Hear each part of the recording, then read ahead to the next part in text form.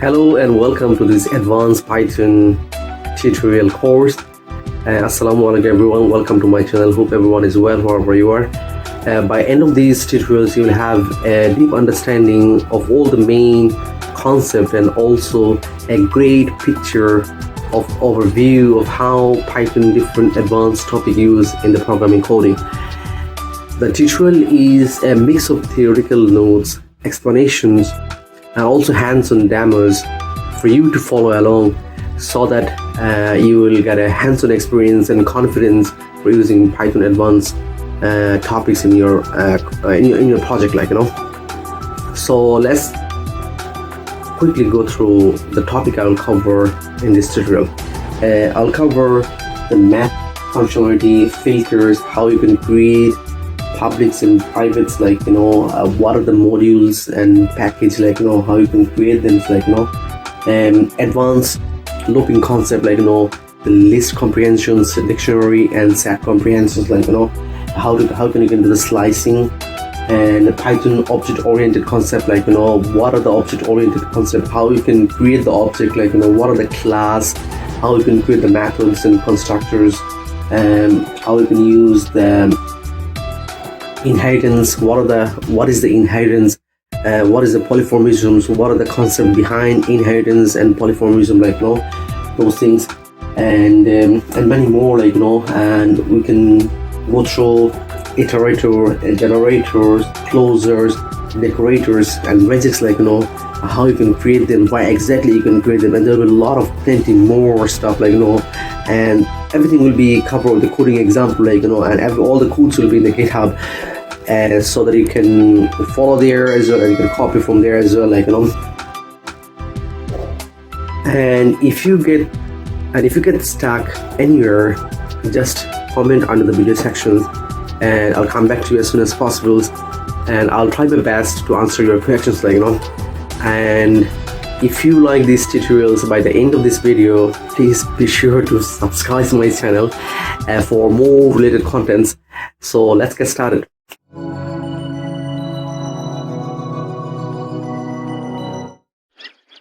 Now we will see how map functions works in Python, the example, so a lot of times you face situations in which you need to perform the same operations on all the items of an input iterable to build a new iterable, what I mean. Let's say you have a list which is iterable, the number of items inside the list, and you want to perform some sort of iterable for this list items, the first thing that comes to our mind, the quickest and most common approach to solve this problem is using the Python for loop. But however, you can also tackle this problem without using the for loop, you can use the map functionality in this regard, so I'll go through examples, step by step, with examples how you can use the maps in your programming coding example. So I'll use some of my prepared notes, so that you can go through the notes, that will clear your concept, and it will help you for your interview as well, in near future, So there's a number of reasons you can use the map functions instead of a for loop, the examples I can give you that it's more memory efficient, in terms of for your systems, and obviously it is more efficient than Python normal for loop. The one I said, is a more efficient in terms of memory, because when you use the for loop, it brings the whole list or set or tuple into your system, where map only gets one item at a given time in your system memory, so which is a more it's reduce the memory consumptions, So I am going to put my notes like in here so that you can follow those. So how you can write the map syntax so to write the map syntax is, so here is the map, and it takes two arguments. The first argument will be functions, and the second argument will iterable items so the first functions, you passing the argument the function. That function itself does some sort of actions for the iterable items. So you're passing that functions, and the next you're passing the iterable items you can pass as many as iterable items but when you're passing the more than one iterable items, make sure you have to pass the number of parameters inside the function as well. So we'll go through the example. Here's my notes so you can follow this it takes two parameters, and you can pass more than one iterable items, but make sure the function has a parameter for each iterable what I mean I'll go through example so it'll be more clear for you. And the function returns an object and then object you need to convert it either set or list or tuple whatever you like and so on and so on. Okay, example one, I'm going to create one list. We know how to create the list if you're not sure please watch my Python basic series so things will be more clear for you. So let's say we just created 2 3 4 5 6. These are the items are iterable so you can, so I just created the one list and so first I will show you how you can use with the for loop so let's say we want to create either a square or a cube you want to multiply 3 times or multiply 2 times so we just create another list square the items where list items. So we create the empty list, and then we're going to for loop for number in number one list, and then we are adding the square items so what we're going to do, we're square list items, square list dot append. What I'm adding, so we're squaring the numbers so basically we'll multiply the list items so number multiplied by 2, so this variable numbers, so you're going to the list items we multiply by 2 and then if I print out this so print the square list items,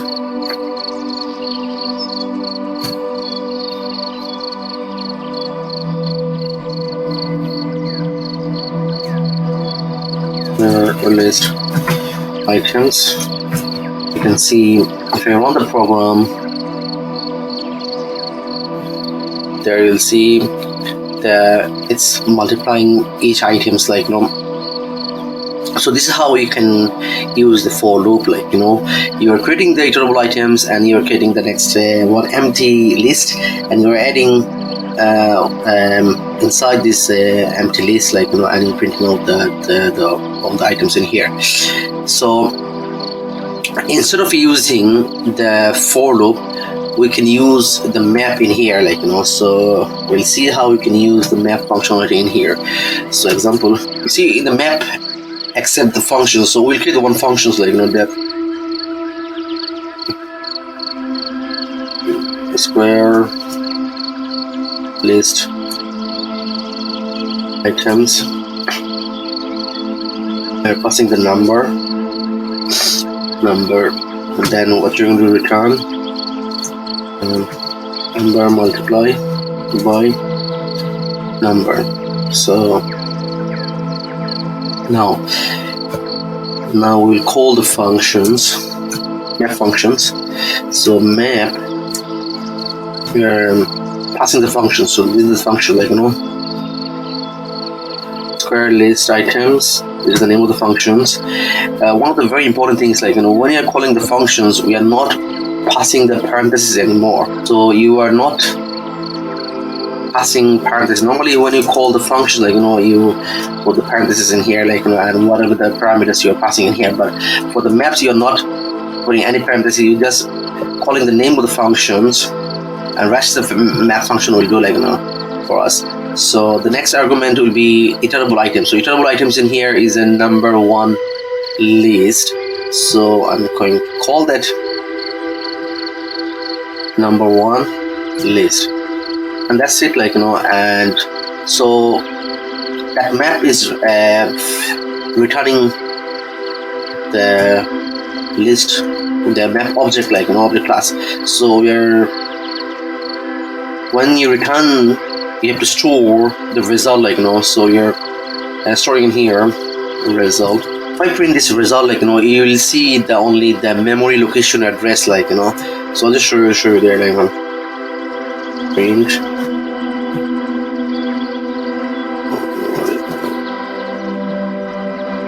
address. So here's the result. I'm just going to close this one comment. So if I run this program, you can see the memory location address, so you need to convert it, either that result, either list or set or tuple, or whichever you prefer, so we're going to convert it, you can do a shortcut list, and then we're converting the result. So basically, if I now run the program, you can see that it's converting the list items, the 2 to 4, 3 to 6, 16. You're squaring the list items. So this is how, instead of using the for loop, you can use the map, which is very important, which is very easy to use, and if you use instead of a list, you can use a set as well. Now we will see how you can pass the multiple iterable items in the map, inside the map functions, So let's say I created another iterable item. So by calling the map functions, map, I'm passing the functions, which is square list items, and next we are, let's say, so in that case, I have to pass two parameters in here. I'm just copying the functions here. So number one, and this is number one, number two, and then what I'm going to do, I'm just going to adding, let's say.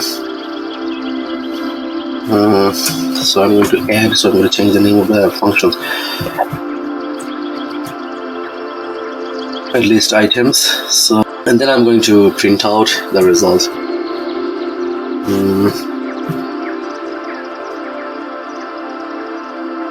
To list items. Now, as you can see, if I convert it to the list, and then you put all the variables.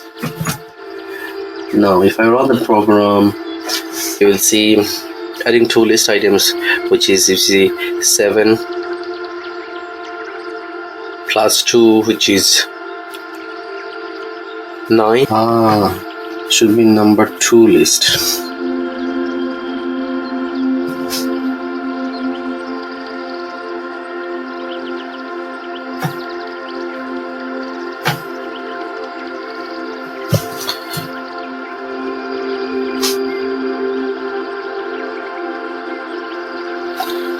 You see, as you can see, you can pass multiple iterable items for the second argument, so when you're passing the multiple arguments, make sure the function has the same number of parameters, so I'm passing the two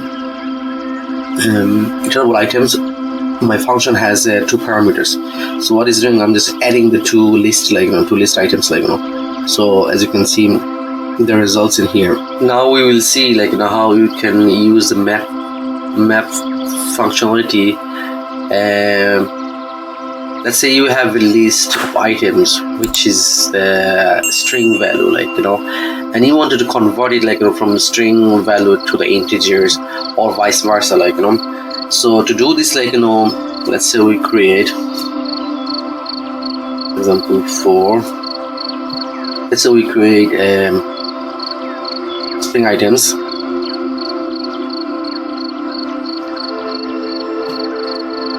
You can use a double quote or single quote, but I prefer single quote is more quicker,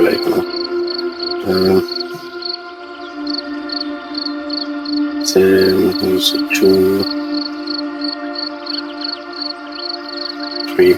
So we have a string value of numbers, you want to convert it from the string to the int. Very simple, and straightforward. So just convert to the int, so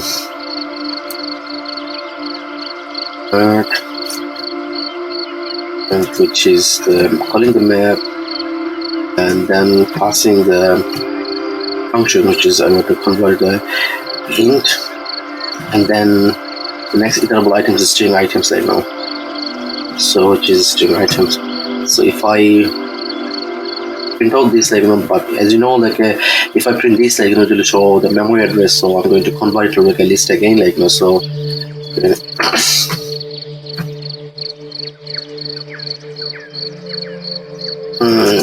items, so list converted, so let's convert it, and if I run the result, you see now it is converted to int, so very simple. So the same, you can make it the float. You can put, let's say if I call again, I want to convert the float, so let's say instead of a int, you want the float.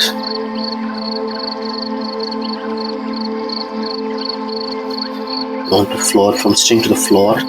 So what we'll do, convert to float.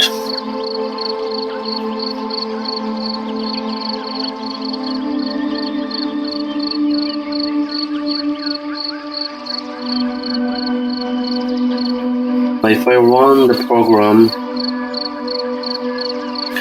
you see it's became now float, so this is so simple way, you can convert your iterable items to string to int or string to float, and vice versa. Let's say I have 8 items and I want to convert to the list string. So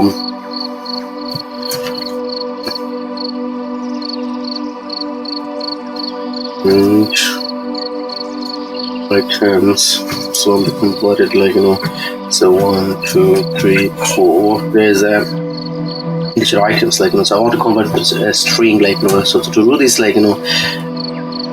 convert string, which is calling the map function. So this variable, the map is to return the results, and I'm storing the results in here, so I call the map function. So I want to convert it to the string. So this string function, the second argument would be iterable items. So the int items, and I want to print the result. And into string,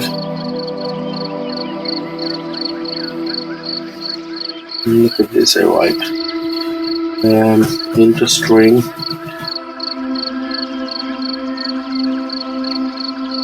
so just convert the list again, and we are convert to string.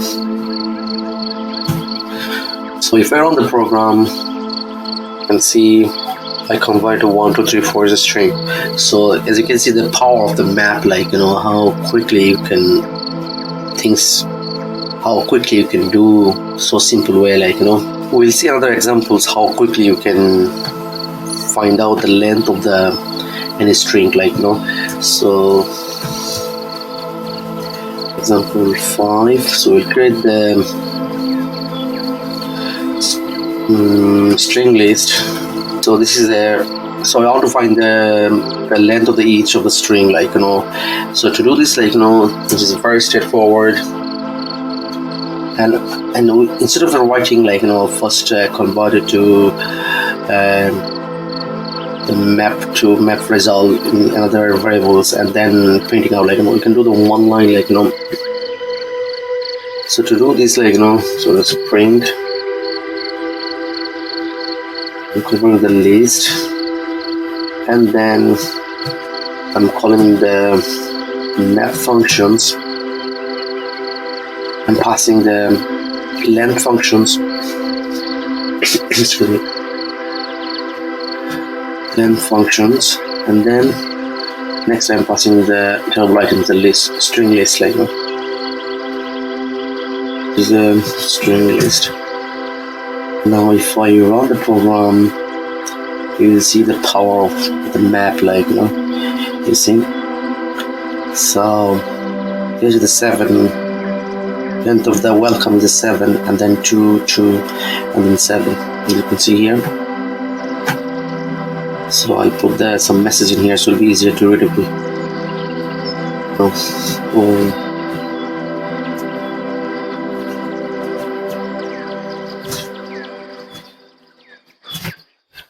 You see the power of the map, like, you know, how quickly you can do,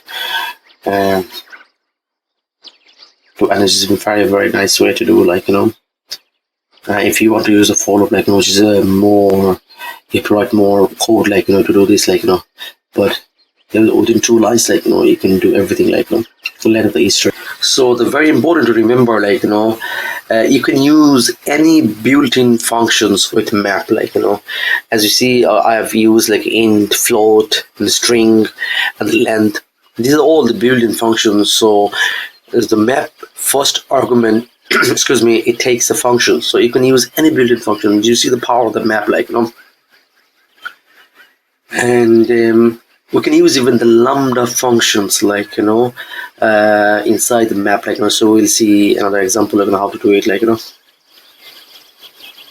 So how we can use the lambda functions inside the map, like, you know. So we'll see now lambda result. So we call the map functions, and we're passing the lambda function, which is animals functions, like, you know. With that name, there's no name of the function, like, you know. So you're calling the lambda, and then we want to, let's say we want to square the items of that iterable item list, like, you know. So number multiply by number and number 1 list, and then later on we print out the result here, like, you know. So print, my baby is crying, like, you know, so I have to finish this, and then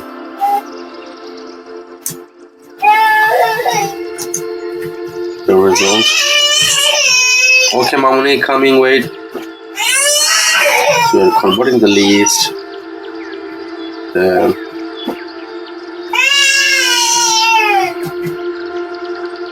number result. So if I run the program, you see, so I've converted, like, you know, multiplying the items, like, you know. So the number 1 list was this one. So I'll copy this and I'm going to put in here, like, you know, just to show you. Okay, Mamoni, wait. Yeah, it's coming, Baba. So this is how, like, you know, even you can use the lambda functions inside the map function. Now we will see one of the very interesting things what you can do to Python. Like, you can transform some of the iterable strings, like, you know, let's say you have a string equal 6. Let's say my string. So you have this string, like, so you want to make every single word is capitalized, like, so how you can do it, like, the map is very simple, like, so the way you can do it, so we put the result in here, create variable in the map functions, and we're passing them, we'll convert this string to capitalize, like, so string dot, you put the dot, and it will give you all the available methods, like, all the available functions. You can do capitalize, you can do centerize, you can do, so you can do capitalize, let's say, but you don't have to get the parentheses, like, this is the one of the beauty, like, you just call the functions, name of the functions. So this is the first argument, like, and then second argument will be iterable items, like iterable items is a my string, like, so I'm gonna copy these and paste from here. So, and if I in the result, like, you'll see that all the word is became capitalized, like, word capital.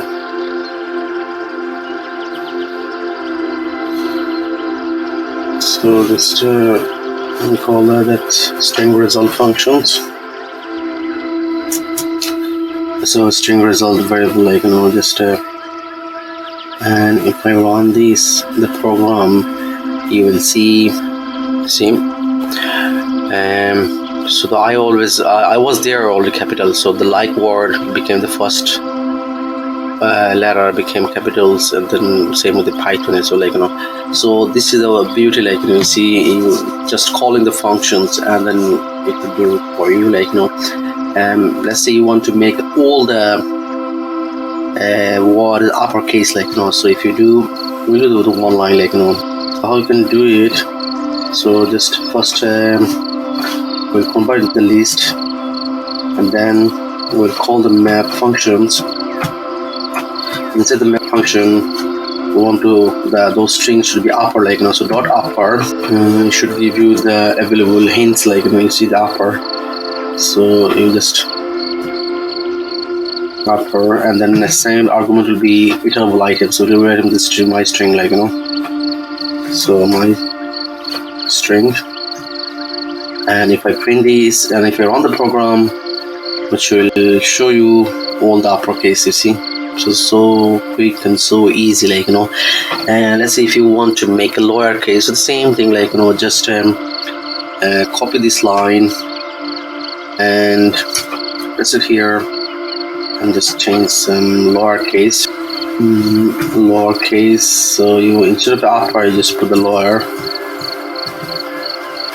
and then run the program. You will see now all the word became lowercase, because you see the power of the map, like, you are just calling any built-in functions, like, Python, and you can do it, like, so the same goes with if you want to, let's say if you have a white space in here, like, you want to remove the white space, you can do just calling the functions string dot, like, the here, like, dot remove the strip, like, which is another built-in function, so you can remove all the white space, like, from the front and back, like, you can, so you can strip, like, us from the white space, like, which is very straightforward, like, just if I just copy again this line,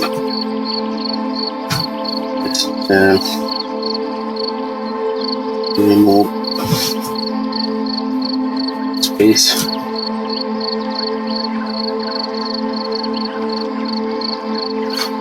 white space, so string dot, I want to stripe the white space, like, just call stripe, and then it will remove the white space, like, you see, it was there, you see, before it was all the white space, now to remove the white space, it's removed, like, so this is very simple, like, the more you practice, like, to be more convenient for you, like, you know what to do straight away, like, with all the string, like, so I'm just going to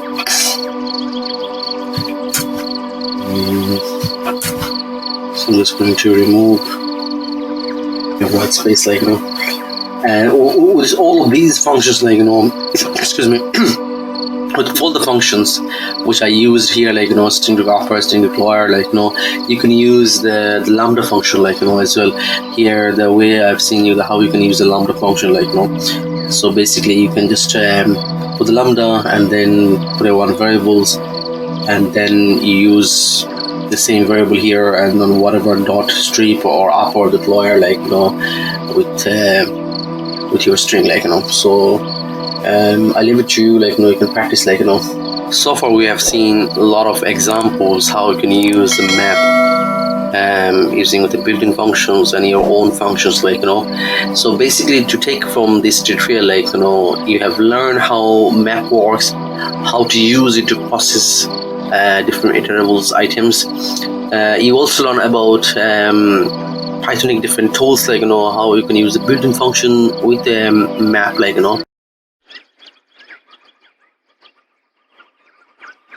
Now we will see how we can use the filter built-in functions. So pretty much same, like, the way we use like map functionality, like, so you can use the filter as well.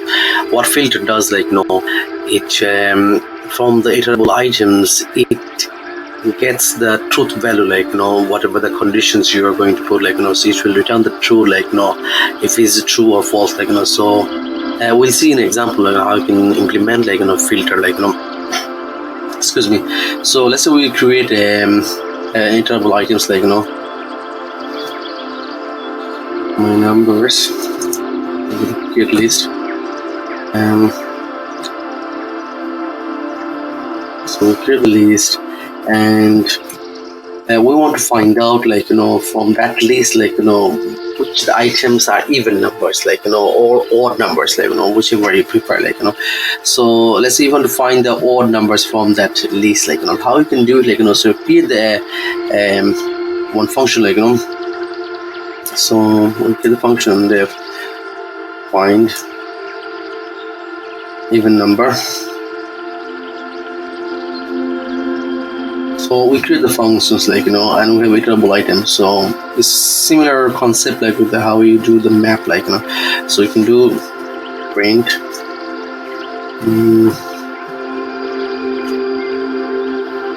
finding even number. So we call the first filter, same we did like a map, like, so we filter, and then first functions, and the first argument will be the function, enable functions to find even number, and then second argument will be iterable items, which is the my numbers. So we're going to convert this to the list as well, so we'll be able to see, otherwise it will print out, like, the memory location address, like, now if I run the program, I'll be able to see only the even numbers from here, the 2, 4, 6, 8, like, so if we divide it by 2, there will be no remaining, which is the even numbers. Now you are finding.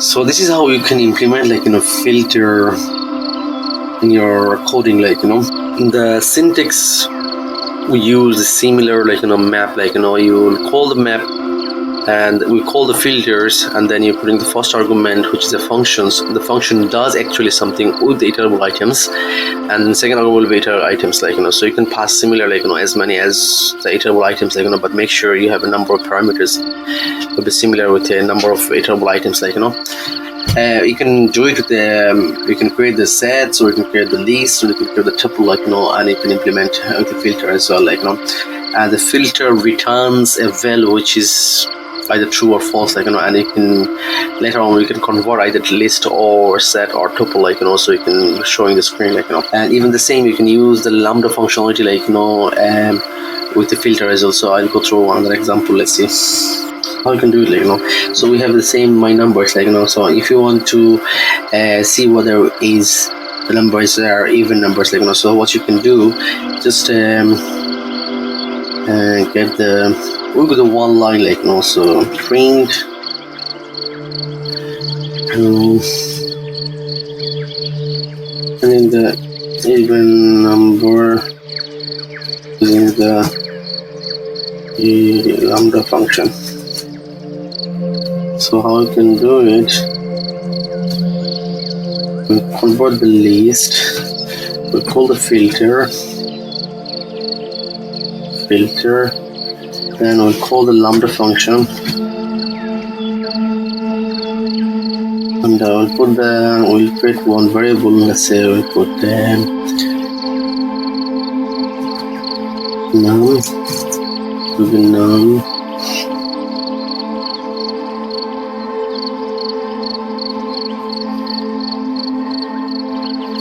modulus by 2 equal to 0,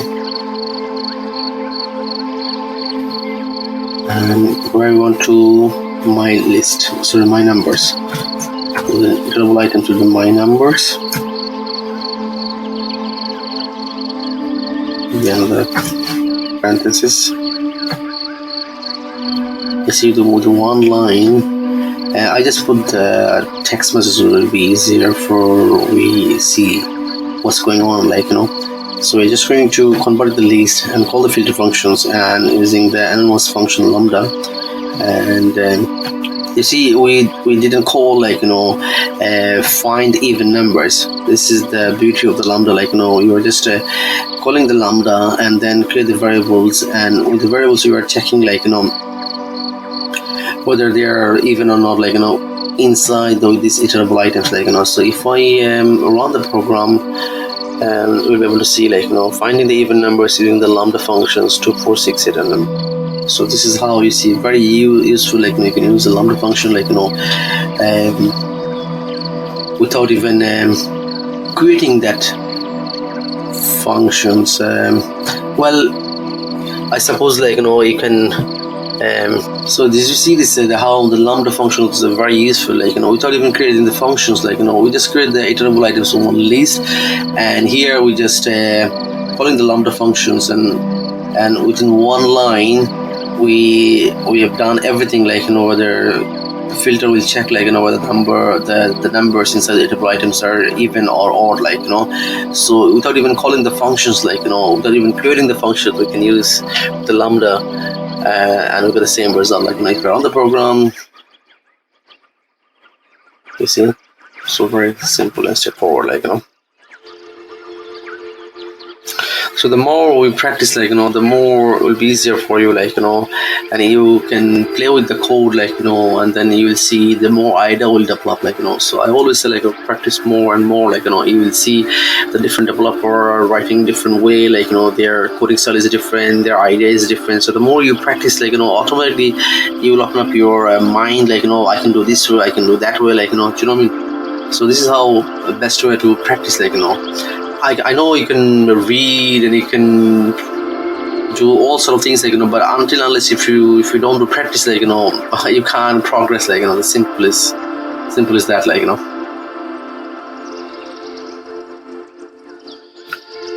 So take away from these filter functionality, which is basically similar to the math functionality, the same syntax style, which you are calling the filter functions, and passing the first argument as a functions, and then second is the iterable items, and it does returns a truth value, either true or false, depends on your functions conditions, and so this is very straightforward, you can use the lambda functionality as well inside the filter as well. And so next we will see the reduce, how you can use the reduce functionality, now we will see how we can use the reduce functions in your coding, also use the same concept, the same way of syntax, takes the two arguments, first argument will be functions and second will be iterable items, and you can even use the lambda functionality inside the reduce functions, but one thing is different from the filters and map, reduce is depends on another module, so you have to call that module to get the functionality of the reduce, so we'll go through how you can create your own modules and how you can create the package and stuff, so for now time being, I'm just calling expresson function tools, and I'm going to import the reduce. So there I can use now reduce functionality, like so here I'm going to create one iterable items, which is released let's say 1 2 3 4 5 6. Now what reduce is doing, basically, if I want to add all the numbers together, so it will give you one final value, instead of using the for loops and things, so I can use the reduce functionality to give my final value. What would be my final value of the from those lists, to do this, you can use the def. When you create the functions, we add. So we're passing the two variable, and from there is a return 1 plus 2. Now I'm going to run the reduce functions here. So I'm going to do one line. Print. Oh, look at this. Final value.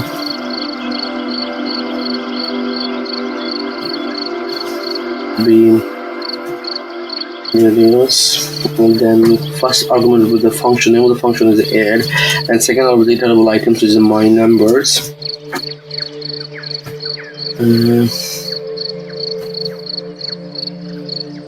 My numbers, and if I run the program, it will give me the total value of the adding, if I add all the numbers together, it will be final value 21. So this is how you can use reduce functionality, and even you can use lambda functionality as well. Instead of you can't even create the functions, so how you can do it, so this is how you can do it with so how you can do it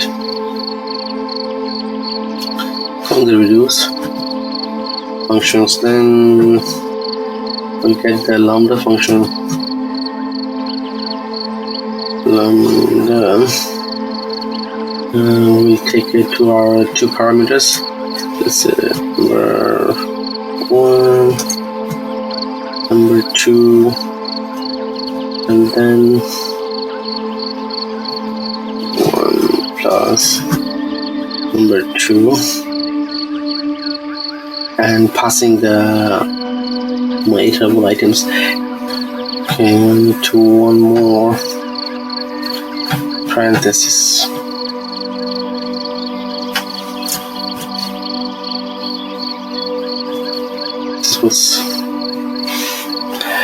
So here you can see this with the same value, what we have got using the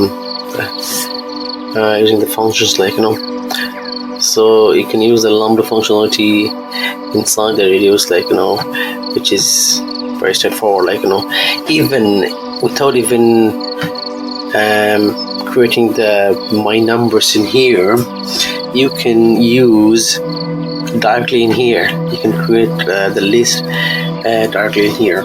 So the same thing, if you just the 1 2 3 4 6, and if I run the program now, we will get the same value 21. You see, so how simple is it? I'm not going to use anything here, I'm just calling the reduce functions and then lambda and getting the two variables to parameters, and then within two parameters I'm adding these two parameters, and then what are the iterable items in there, so 1 plus 2 is 3, 3 plus 3 is 6, 6 plus 4 is 10, 10 plus 5 is 15, 15 plus 6 is 21. So this is how is using and behind the scenario, this is how it's working internally, so this is, you can see the what we have seen, how we can use the map functionality, how we can use the filter functionality, how we can use the reduce functionality, so the more you practice, the more things will be more clear, and you'll flying, so next thing we will see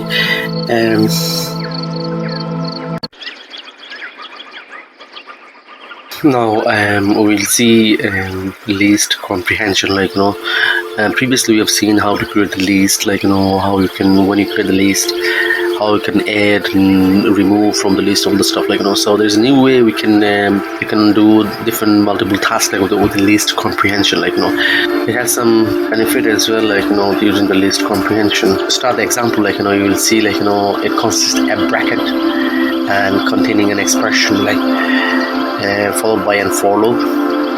Within a list comprehension, you can perform other Python operations, such as, like, if you want to get this length of the string, like make this string uppercase or lowercase, like, different things, like, within the mathematical operation, if you want to find all the odd number, even numbers, all this stuff, like, you can do multiple operations within the list comprehension, like, you can even use the condition statement, like, if else, as many as you want, like, to save all of this, like, we can start the example quickly.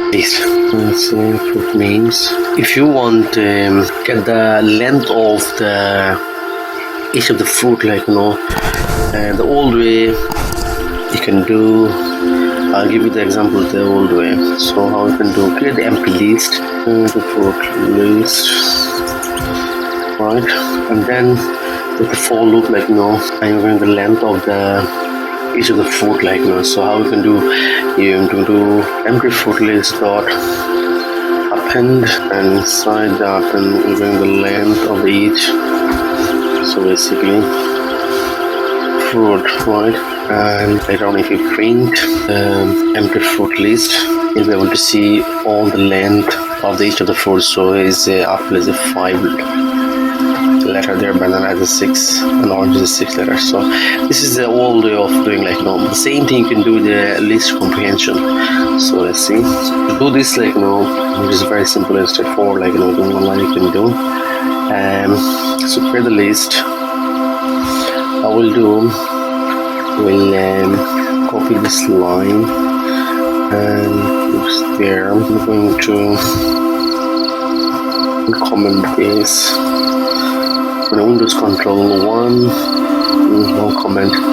So to do this, list this comprehension. So and the bracket, inside the bracket will be expression.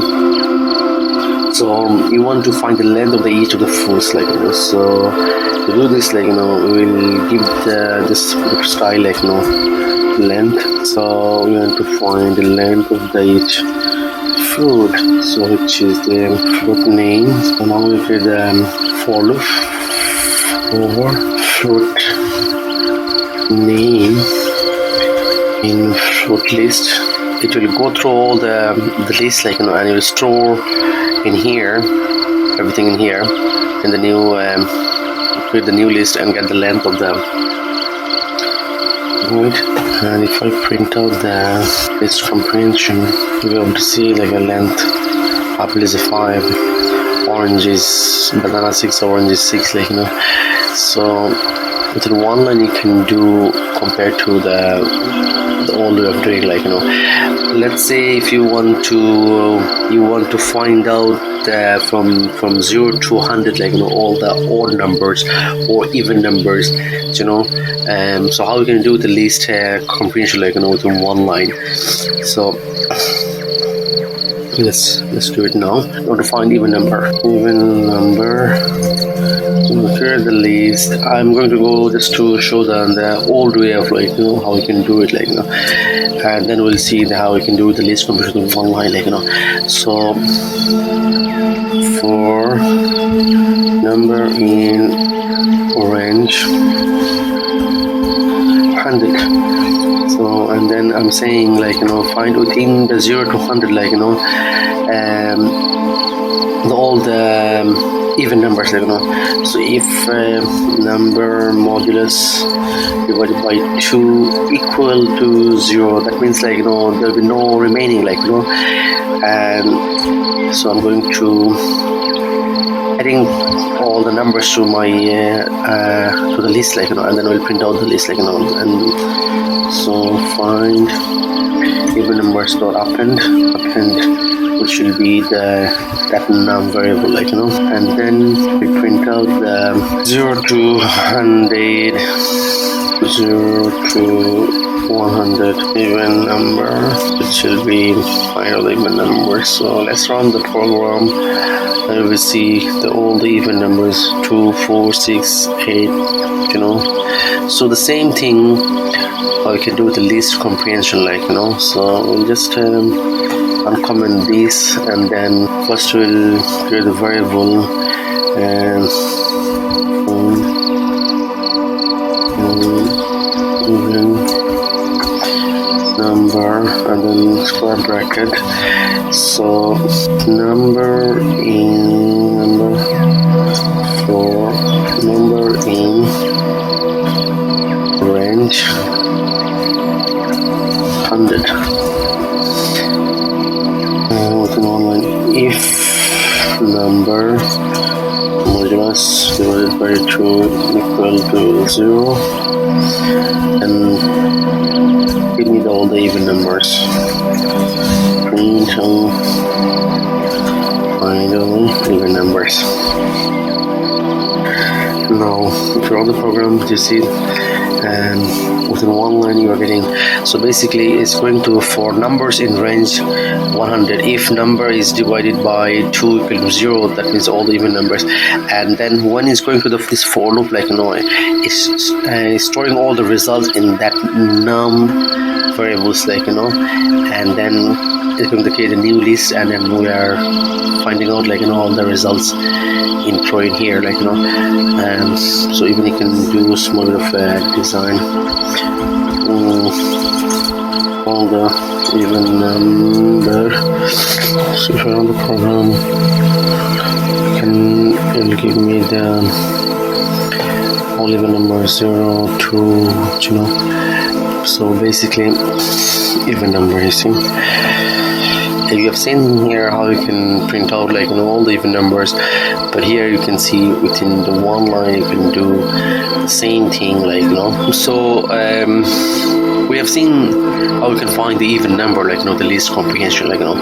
So how can you find out with the else condition in here, like, you know, which is very straightforward, like, you know. So we put the else condition, like, you know. So what we'll do, just another example. 5. So basically we'll just copy these two lines and we'll put the else condition here, right? So let's comment this. So to do this, like, you know, we have what we'll do, we'll just take off this condition here. So I'm saying, so I'll show you one thing, like, you know. So what we'll do, we'll put the comment here, the even numbers, even number, if a number is divided by 2 equal to 0, else the number would be odd number, right? So we'll put the for number in range 100, like, you know.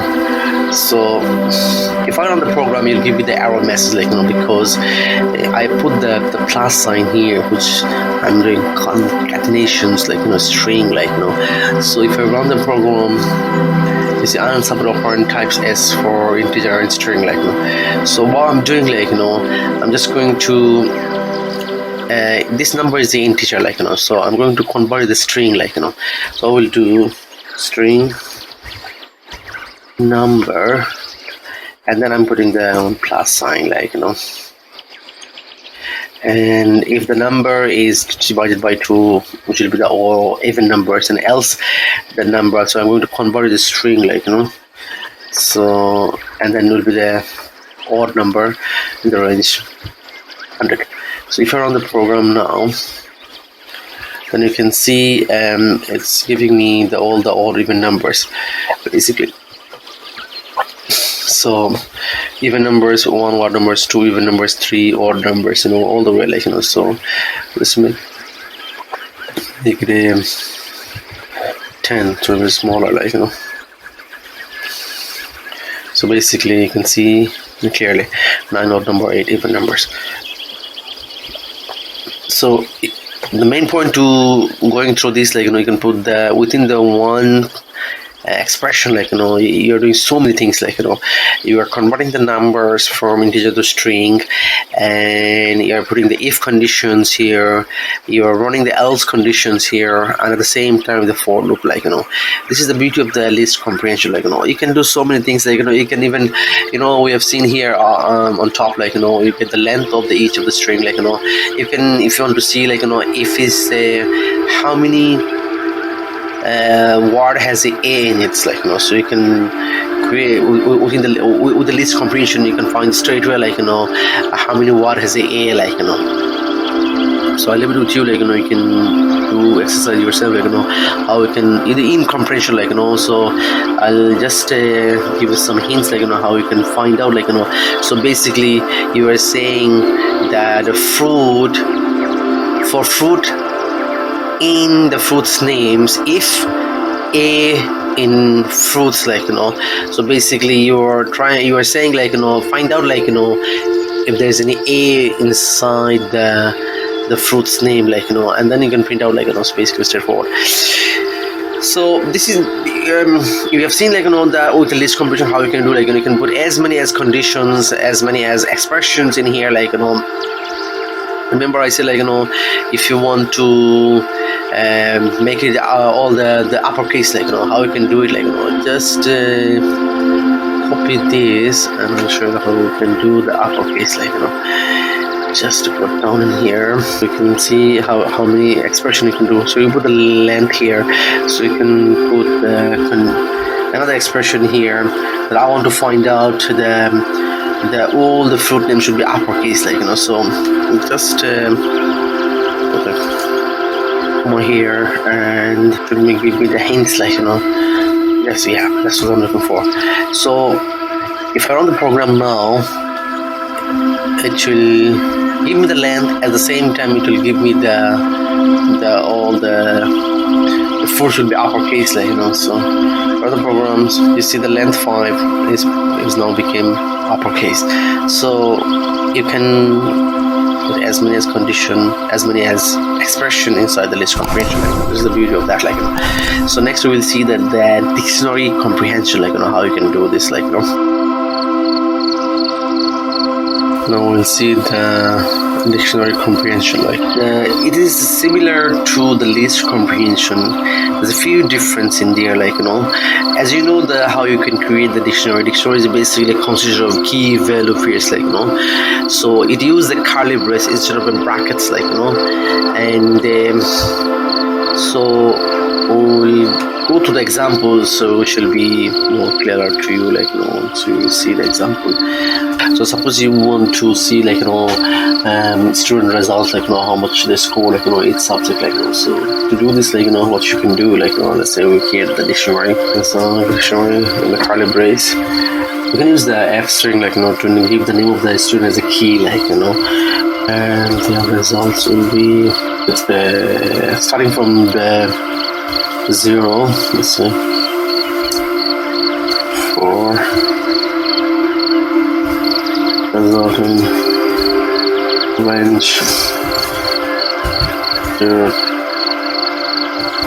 from 0 to 10, let's say, and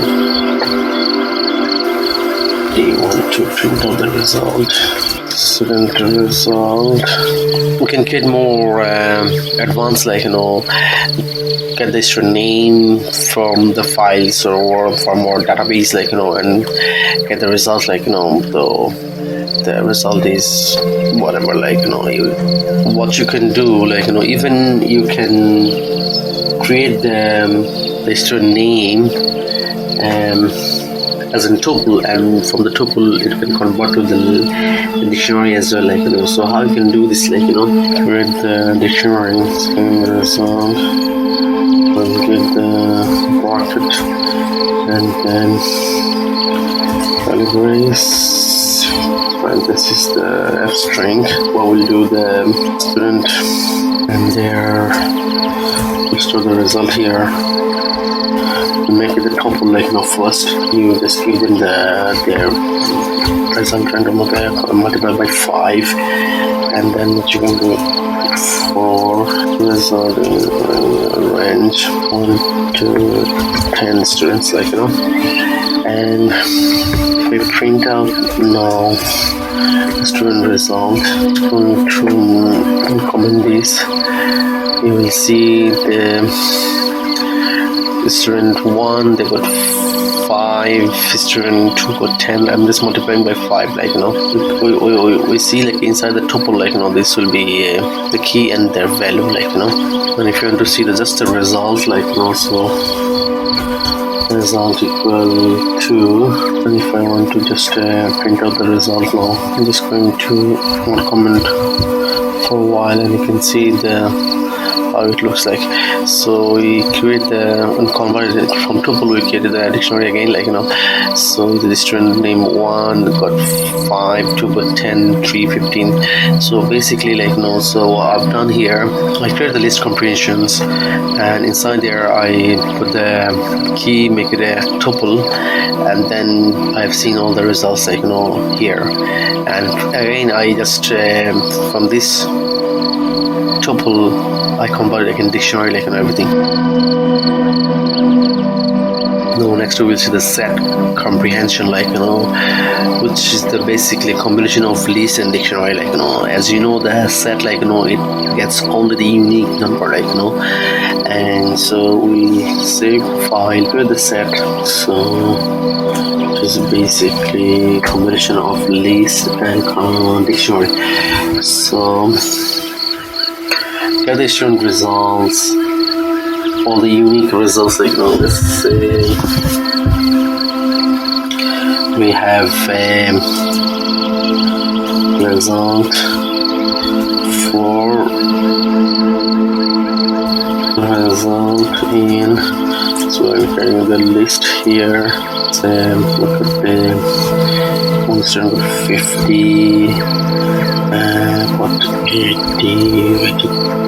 getting the 2 times 60, get a 52 times, get the 30. Right, so with the list comprehension, what it will do is, like, it will get the only unique number, like, and so if I print out now, you see this, even though it says there's a 2 times 80, I put only once, like,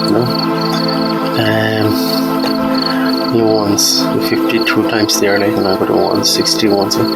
So with the set, like, comprehension, like, is a combination of dictionary and the list, like, and from there I'm getting the results, like, unique result of the student, like,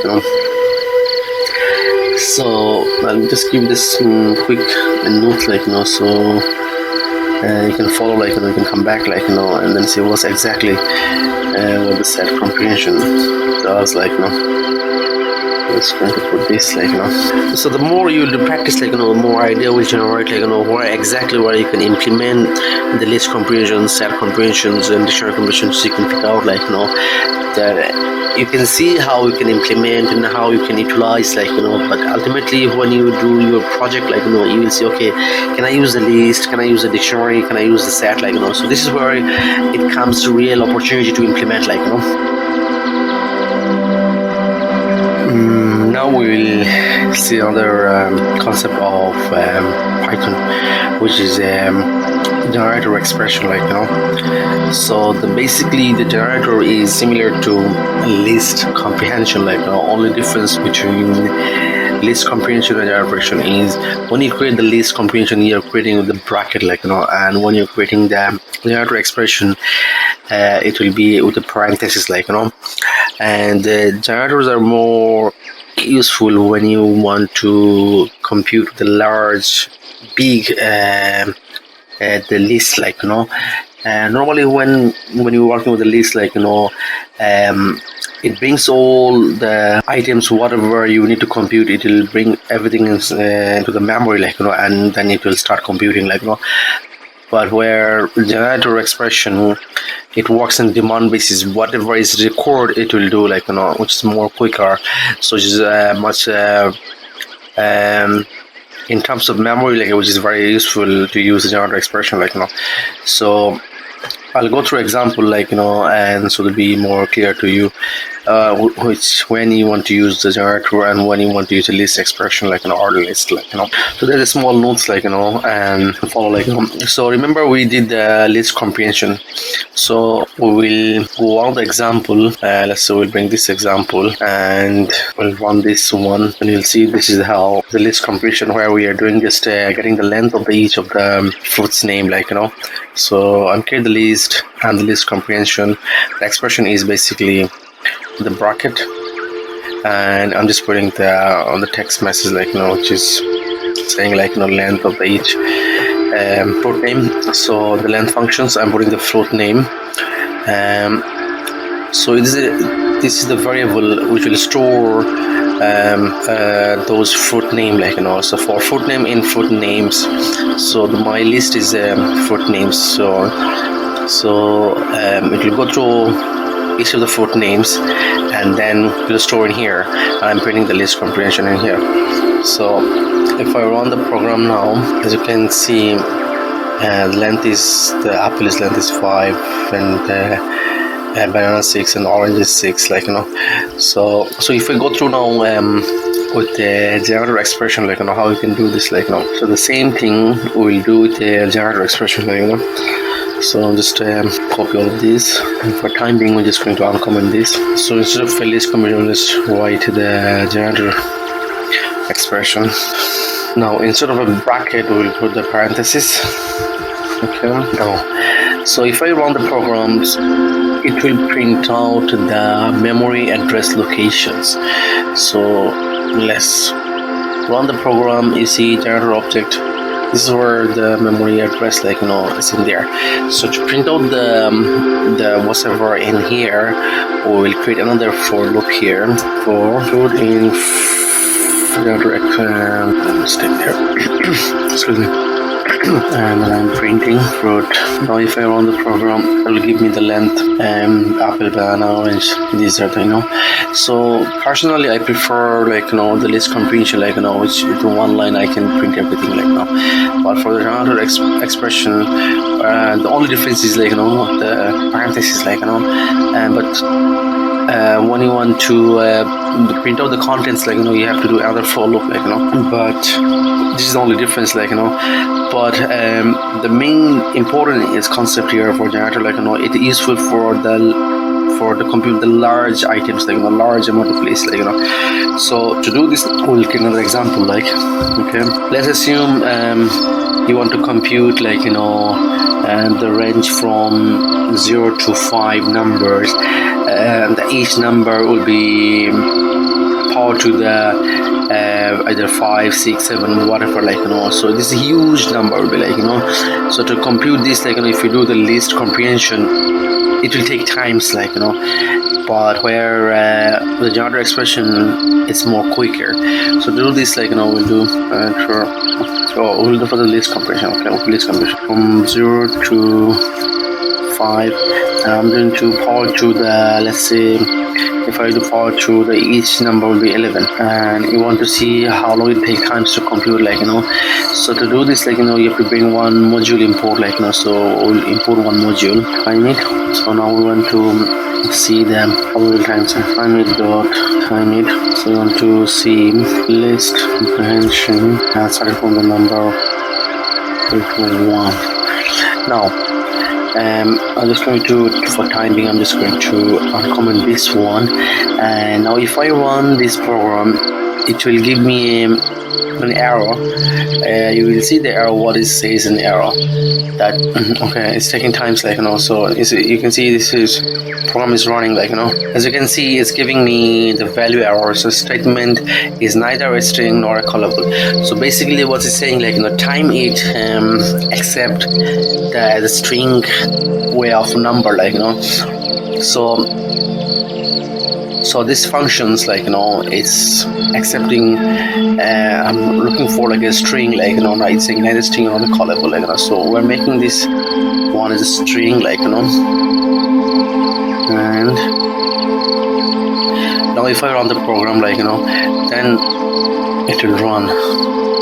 So You see how long it'll taking times, like, just to from 0 to 5 range, like, each number will be out to the 11, like, so to compute this, like, it's taking, as you can see, the quite long time, like, to how long it takes times. As you can see, it's taking 29 second 0.78 this, but if I do the generator expression, it will take less time. So we'll do same thing. We'll just copy here. Now if I copy this one, and I'm just going to uncomment this one for the time being. Now if I run the program, it will take less time compared to what it took 29 seconds, like, you see it's taking only 13 seconds, half, like, so this is the only difference, like, so whenever you need to compute some large list, like, or a range, like, it's much preferable to use generator expression, like, so I'll show you another thing, like, here. Remember we did this the make it a string as an expression, like, so instead of doing this as string, like, we could have done the lambda, like, expression. So just going to uncomment this and take up the quotation, like, and then here just use the lambda, and then it will work as it is, because lambda accept a anonymous function, like, so as you can see, even it takes even less time, 2.90 second, like, so what we'll do, I'm just going to run again to show you this one first. Run again, let's see. First time it took 29 seconds, so I'm running the same thing again.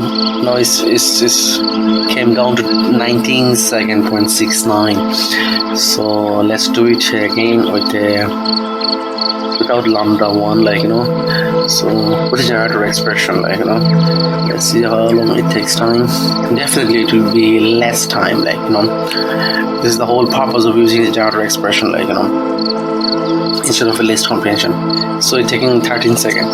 The same thing it was like before, 13 seconds, like, 13 seconds, but this time it took a bit longer, 13.70. But now what we'll do, we'll just uncomment this, and the last one the same thing, but instead of making this as a string, we just without making any string expression, we're just using the lambda. So now how long it takes times, let's see. So it takes 3 seconds, so it's way faster, like, way faster. So I hope you understand, like, why we need to use the generator expression, like,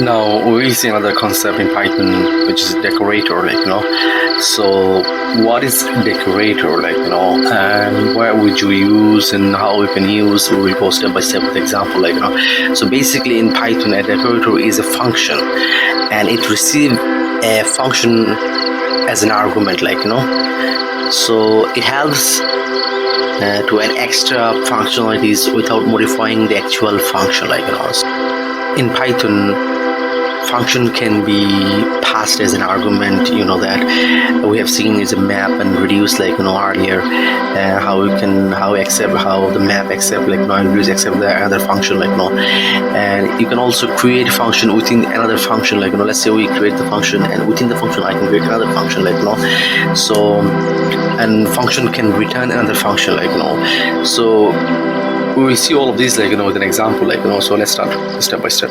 Just going to put small notes here, like, so it'll be easier to follow us, like, basically the syntax of the decorator is start with the else sign, like, so before we jump, let's start, like, in a function, let's say. So this for basic, well, I've created a Python basic course, like, the step by step, like, if you didn't watch it, like, you can go back and watch that playlist, like, right.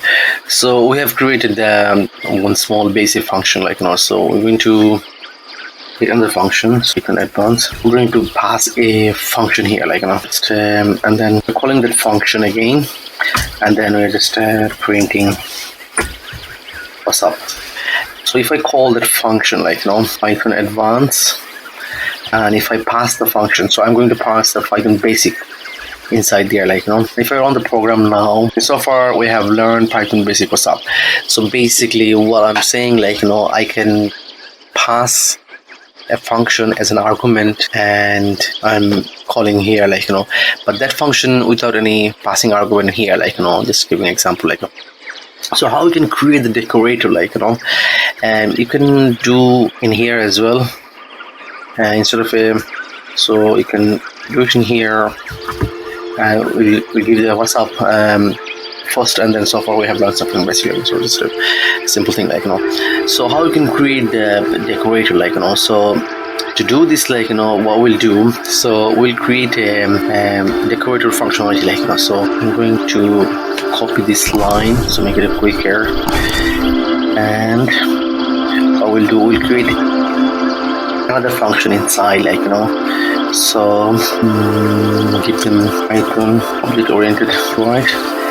And we're going to print something, okay? In here, I'm just going to create the function here, and inside the function, I create another function here, and I'm doing the functionality sum, I'm just going to print messages, but you can do any of the things, either addition, division, or whatever, whatever the functionality you need, you can do it. And I'm going to call that inner function, that function in here, so function, right? And then I'm going to return that function. So this is my decorator function, so I create the functions. Inside the function, I've created other functions, and outer function, I'm calling outer function, that function inside the inner function, and I'm returning again the inner function. Looks a bit complex, but once you get it, it's very simple and clear, so basically you will create the consider this is the outer function, okay? Just write it on here, outer function, and what we'll do, and we will say this is the inner functions, right? And you are calling again the outer function here, calling outer function, and you're going to return inner function. So this is the, you can call, this is the decorator functions, and you are calling again decorator function here, outer function or decorator function, is decorator function, right? Just going to here, calling outer function or decorator function, okay? So basically this is the syntax for creating the decorator function, So how can I do this, so if I just write add sign, and I can call this Python advanced in here, my decorator function, I'm just calling my decorator function, and if I create the functions, let's say, and I'm just going to get this one instead of criteria, and if I run the program now, I'm just going to uncomment this, and I can comment this one as well for a while. Now if I run the program now, sorry, Python advanced, why is doing this, redefining of unused Python advanced from line 23, Python advanced, okay, so I just need to uncomment this one as well, right? I just created those on earlier, to show you, I can pass function as an argument, so if I run the program now, what we see, oh sorry, my apology button, so we need to call this, and we need to call this function, okay, Python basic. So if I run the program now, you will see that now we are learning Python advanced topics. So far we have learned Python basic, so I'm getting all the functionality inside that function as well, so I just call that function, but I'm getting whatever inside the Python advanced, I am getting this, so you can do this way either. If you pass on top first, and if I just minimize this one, so it will give you this line first, and then so far we have learned Python basic, and now we are learning Python advanced topics, so basically we have seen without passing the argument, like inside the inner function, like and now we'll see how we can pass the argument as well, like inside the inner function, like so did you see the the benefit of the decorator? Like Python has built-in decorator functions, and which are you can go to the documentation and you can see the built-in a lot of functions, built-in function for decoration, so this is how you can create the decorator. So this is actually the decorator function, so you can create yourself, for your requirements, for decorator, and you can use on top of the function, and that will give you all the functionality, without modifying a whole thing, so the next thing we'll see, with argument inside the inner function, so let's do it now. So how we can do it? So let's say if I create a function as a calculator, and if I pass the function, I can give anything name, I'll just put the name function, it makes sense, that I need to pass the function, so I'll create another function inside the function, smart calculator, and I'm passing the argument now. Before that, we have in the function, when you create it, there's no passing argument, so we'll pass the argument, let's say np, and what we'll just return, that's return that function, on that function, but we have to passing the argument as well, and then return the smart calculator, inner function, so you see this. So first we have created the decorator, which is the outer functions or decorator functions, then we are creating the inner functions, and inside the inner function we are passing the argument now, and then we are calling again, you see, we are calling the outer function again.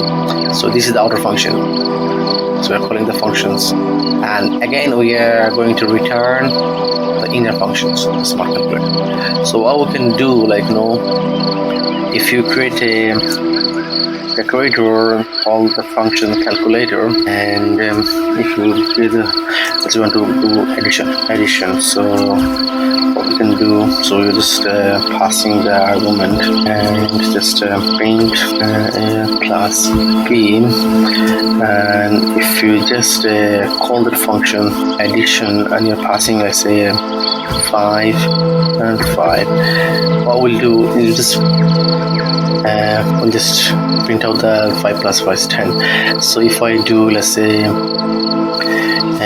5 multiplied by 5, which will give the 25. So basically, this is how you can create the decorator, yourself, which is very straightforward. The only thing, remember, this, if you can follow this one, the first is the outer function or decorator functions you created, and inside the outer functions you create another function inside the inner functions, and once you create the inner functions you are calling the outer function again, see, and then the last thing, you are returning the inner functions. So something you have to remember, and this thing will come if you do practice, a few times you practice, and it will come straight away in your mind, how to create the decorator, this is how you can create the decorator, so I hope you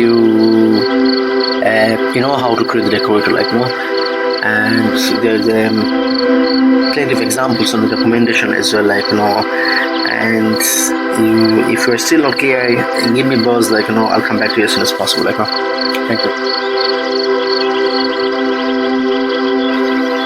And now we will see how we can create packages and modules, so what are the packages, the packages is in a simple way you can say, it's a directory, and inside the directory you can give a subdirectory, so, and inside the directory if there's any Python file, this is the module, so this is the very good way to organize your Python codes, you don't want to put all your Python files in one directory, you want to organize nicely, Well, this is why you can use multiple modules and multiple packages, so it's basically you can structuring your Python modules, module is basically a Python file, so we will go through example, how you can create all of these, so let's get started, So we'll go from the command prompt. And from there we will first create a directory, like, and also directory. Let's say we create a name of the directory sports. See the sports directory. So we'll go inside the sports directory.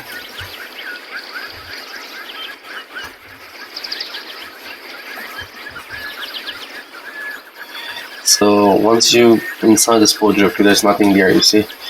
Everything is here, no file there. So we'll create a file. So very important, like, whenever you create a directory, and when Python interpreter finds a __ init __ .py file, it consider a package, like, so we'll put a file, which is init file. So how we can create from the command prompt, so we can do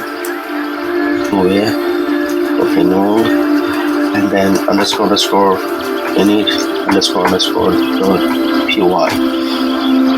So this is now consider a Python package, like, so inside this package, like, now if you see the directory, now there's one file, like, which is 0.init file, and inside the directory, like, you can create a subdirectory, like, so to organize your code. So we create I can create from here instead of going through the command prompt. So let's say soccer directory, and let's say cricket directory, and we'll create another directory, let's say rugby. So we have 3 subdirectory inside the sports, like, and we'll just copy, like, the file, and we'll put inside each subdirectory, so that it will be considered as a package, like, now. So from there, as you can see, we have a sports directory, which is one package. Inside the sports directory, we have a subdirectory, which are cricket, rugby, and soccer, like, and so inside each of the directory we have init file, which will be considered as a package, like, and later on we'll see how you can call each from each package, like, different module, like, so we will create multiple files, a Python file, which will be which you call module, like, and we can call from there as well. So let's go started, like, now we have seen, like, we created, like, a directory, and inside the directory we create a subdirectory, and inside the subdirectory we put the init file, like, it is a mandatory, like, if you don't put the init file, you won't consider as a package, like, so inside so the first the parents directory is the sports. Inside the sports we have the cricket directory, we have rugby, and we have the soccer, like, so inside each of these, like, there's an init file. In the sports, you see there is an init file, so what we'll do, we'll put inside each of the directory, we'll put a file, which will be our module, like, so let's say we'll create functions of player, what they're playing. Let's say let's return they are playing cricket. So I'm going to put another function, let's say, another function. Let's score. What would let's return a score, like, the cricket score, like, total score 330. So this is the 2 functions in there, like, and so we'll save these inside the cricket directory, like so you go to sports directory, and inside the cricket directory will save the name of the file. But make sure, if you see, that our directory name is a cricket. So if I put the cricket.py, it will give you a really hard time. You won't find out, the modules and name of the functions and stuff like that. So put the always make sure a different file name. Let's say or the sports details .py, so now if you see the file is coming here, so this is a one module, we can create multiple module, so what we'll do, we will copy this and we put the same thing inside the rugby module, rugby package, we are playing rugby with the score and let's start a tree. I'm gonna save these inside the rugby directory, which should be our rugby package. So sports details.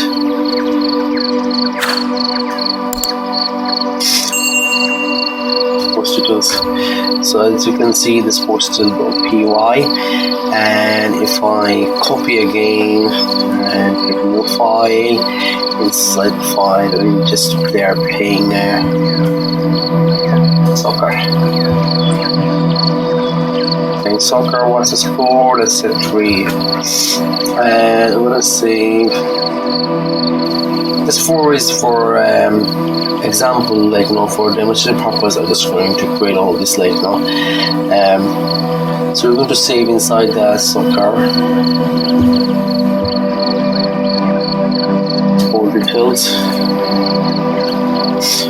.py. So now every single directory, the subdirectory, they have one file which is one module, and we can create the multiple module. Let's say we'll copy this again and then create new file, and let's say we put a different name of the functions. Let's say I'm just going to, for simplicity purpose, I'm just not going to play if else. I'm playing home and away, they are playing home ground. Quite okay. And we can give another name of the functions. Let's see, on the home, one is the away as well. So away again. Now, so if I save these and inside the soccer, so let's say if you just name the file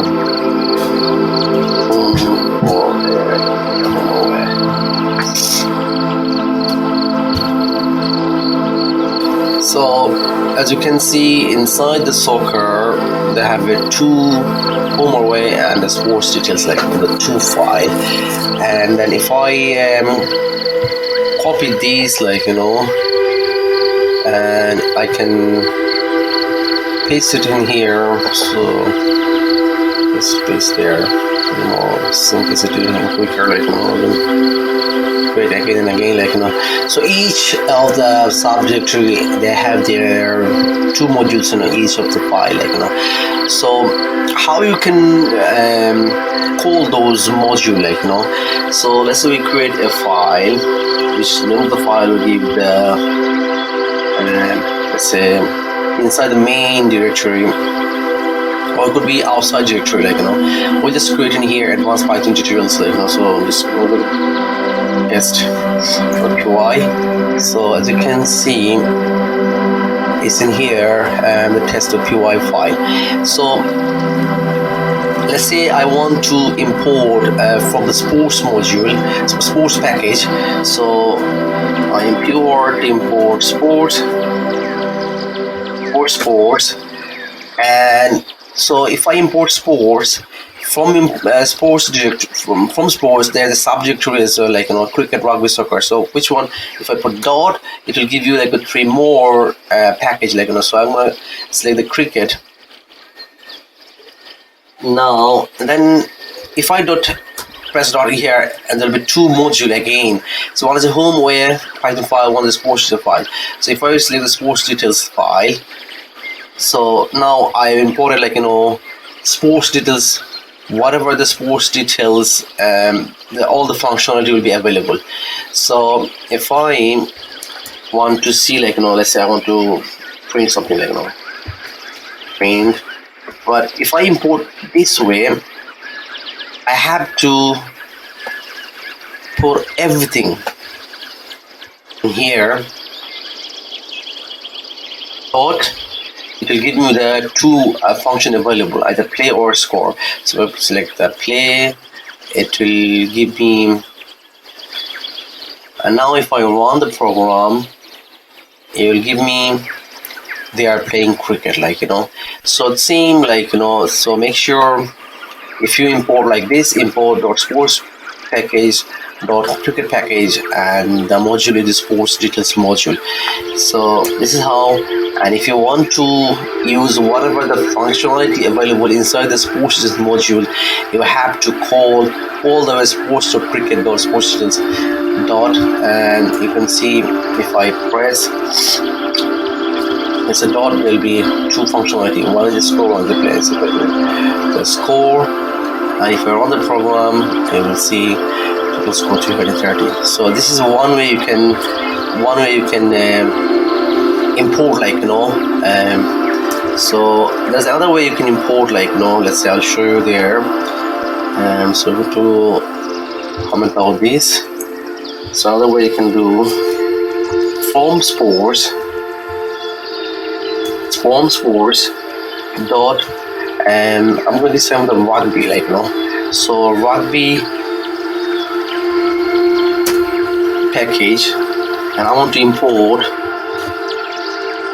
which import I want to import. There's a 2 modules, as you know that inside the rugby there's a 2 modules. One is a home away, and another one is sports. So if I import homeware, that module, so whatever the functionality available in the homeware, that will be available. So if you can see, this is a homeware file, there's a 2 functionality, 2 method or 2 function as a one is a homeware. So if I go print, and if I call, I don't have to call again all the way those I can just call homeware dot, and I have a where and home the 2 functions available. So I select the play home, and if I run this, it will give me they are playing in a home ground. You see this so this is a first one way to import. The second, you can import this way, but if you import this way, you can just call this module, name of the modules, and what are the functionality available. If you press the dot button, it will give you the availability here so now another way we can import so from sports, from the sports package we're going to import everything. So sports dot into the soccer package. Inside the soccer package, there is a 2 more functionality, but I want to bring all of them. So in this case, I have to say import everything. I want to import everything. So first I will show you if you do this it's not gonna work so you have to do some other things so in that case, if I want to print, and if I want to, you see, when I import I'm not sure what sort of modules are available inside that soccer even for the user readability, or if someone else read your code they don't know what sort of functionality available. But if I import this way, I know like from Cricut package, I am importing that module, sports details module, which is a sports details Python file, like and if I import like this way from sports.rugby package, import homeware module. So inside the homeware module, I know these are the functionality available. But if I do like from sports package dot soccer package, import everything, but import everything, I don't know what sort of modules are available. So in that case, like but well, I'm creator, like so I know exactly available. So if I do, let's say homeware, if I do homeware dot, see, it's not giving me any more functionality. Was even though I have created like inside the homeware module, there's two functions, home and where, but it's not giving me anymore, like in that case, what you can do, you have to inside these, the soccer file, inside the soccer, so in init file, I have to put the all functionality, like so if I select, if I do underscore all underscore, then I am to bring one of the functionalities. So in this there's homeware and sports, two modules there. So I want to available home underscore where modules, and then I want to available sports data as well. Sports details. These are the modules I want to available. So if I save these and if I go back, if I do dot now, it should home, like so if I select home, so now if I run this, so they are playing in the home ground, like it's giving me the options, like but let's say if I go back to init file and if I uncomment these, if I go back again and if I run this, you see the name home arrow is not defined. Can you see this, the difference, like even though I selected import everything, the star, like it will bring everything, but still it's not, it's saying like a name arrow, home array is not defined. But if I put this command, like underscore all underscore equal to inside the list, like if I give the name of the list, if I give all the modules, like basically modules are the Python files, so homeware.py file and sports, then it will find, like so if I uncomment this again, if I go back again and if I run the program, it will be able to say, like okay, they are playing the home ground, like so this is how you can import, like but the most readable and for programming point of view, like I'll go for the example number 2, like because in that way, like you know exactly what you are doing, like but if you import, like from the first example, you have to call everything again, like the all the package names and all the modules names and everything you can call, like but for the second example, you just calling the homeware modules and name of the one of the function available, it will keep you, but for third way, like you can do it, but if we input everything, it will take a lot of times and it's a memory consumptions as well, like so the best way you can do, like a number 2 example, like guys, you have seen, like how you can create the modules, how you can create the package, and how you can call from the package different modules and different functionality, like and if you have any questions, please write in a comment and I'll come back to you as soon as possible, like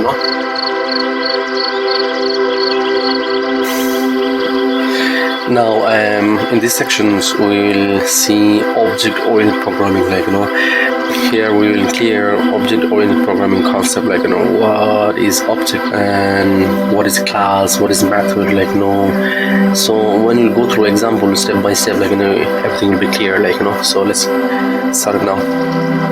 First we'll create one directory, object-oriented programming, and from there we'll create a file. We'll save this. We'll give the name of the file is circle. So what is object? Excuse me, I'm a bit of cold, I'm not feeling well. So basically in Python everything is object, the object can be a functions, a variable, instance variables, class variables, basically everything in Python is an object, suppose let's say integer number 42. This is the number 42 is the instance of the integer class. Let's say you a string message, any message, a hello world, as in string message. This hello world is the instance of a string class, so everything is an object, so it's a hierarchy, is coming from superclass, so to create an object we need init method, underscore init method.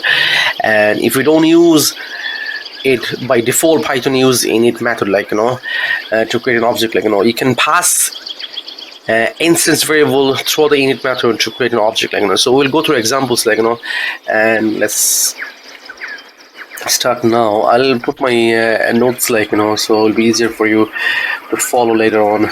So we'll create a class. Let's say we'll give you the constructor, to create the object, but if you don't give the construction by default, Python provide the constructor, empty constructor. So to create the constructor is def keyword and init method self keyword. So why do you use the self keyword, okay, I'll explain you in a minute, so we'll give the radius, self dot radius equal to radius. Now what is the self keyword in here? Basically the self is saying that whatever inside the circle class is bound to belongs to that class, so this is instance variable, this is the attributes, you can say attributes.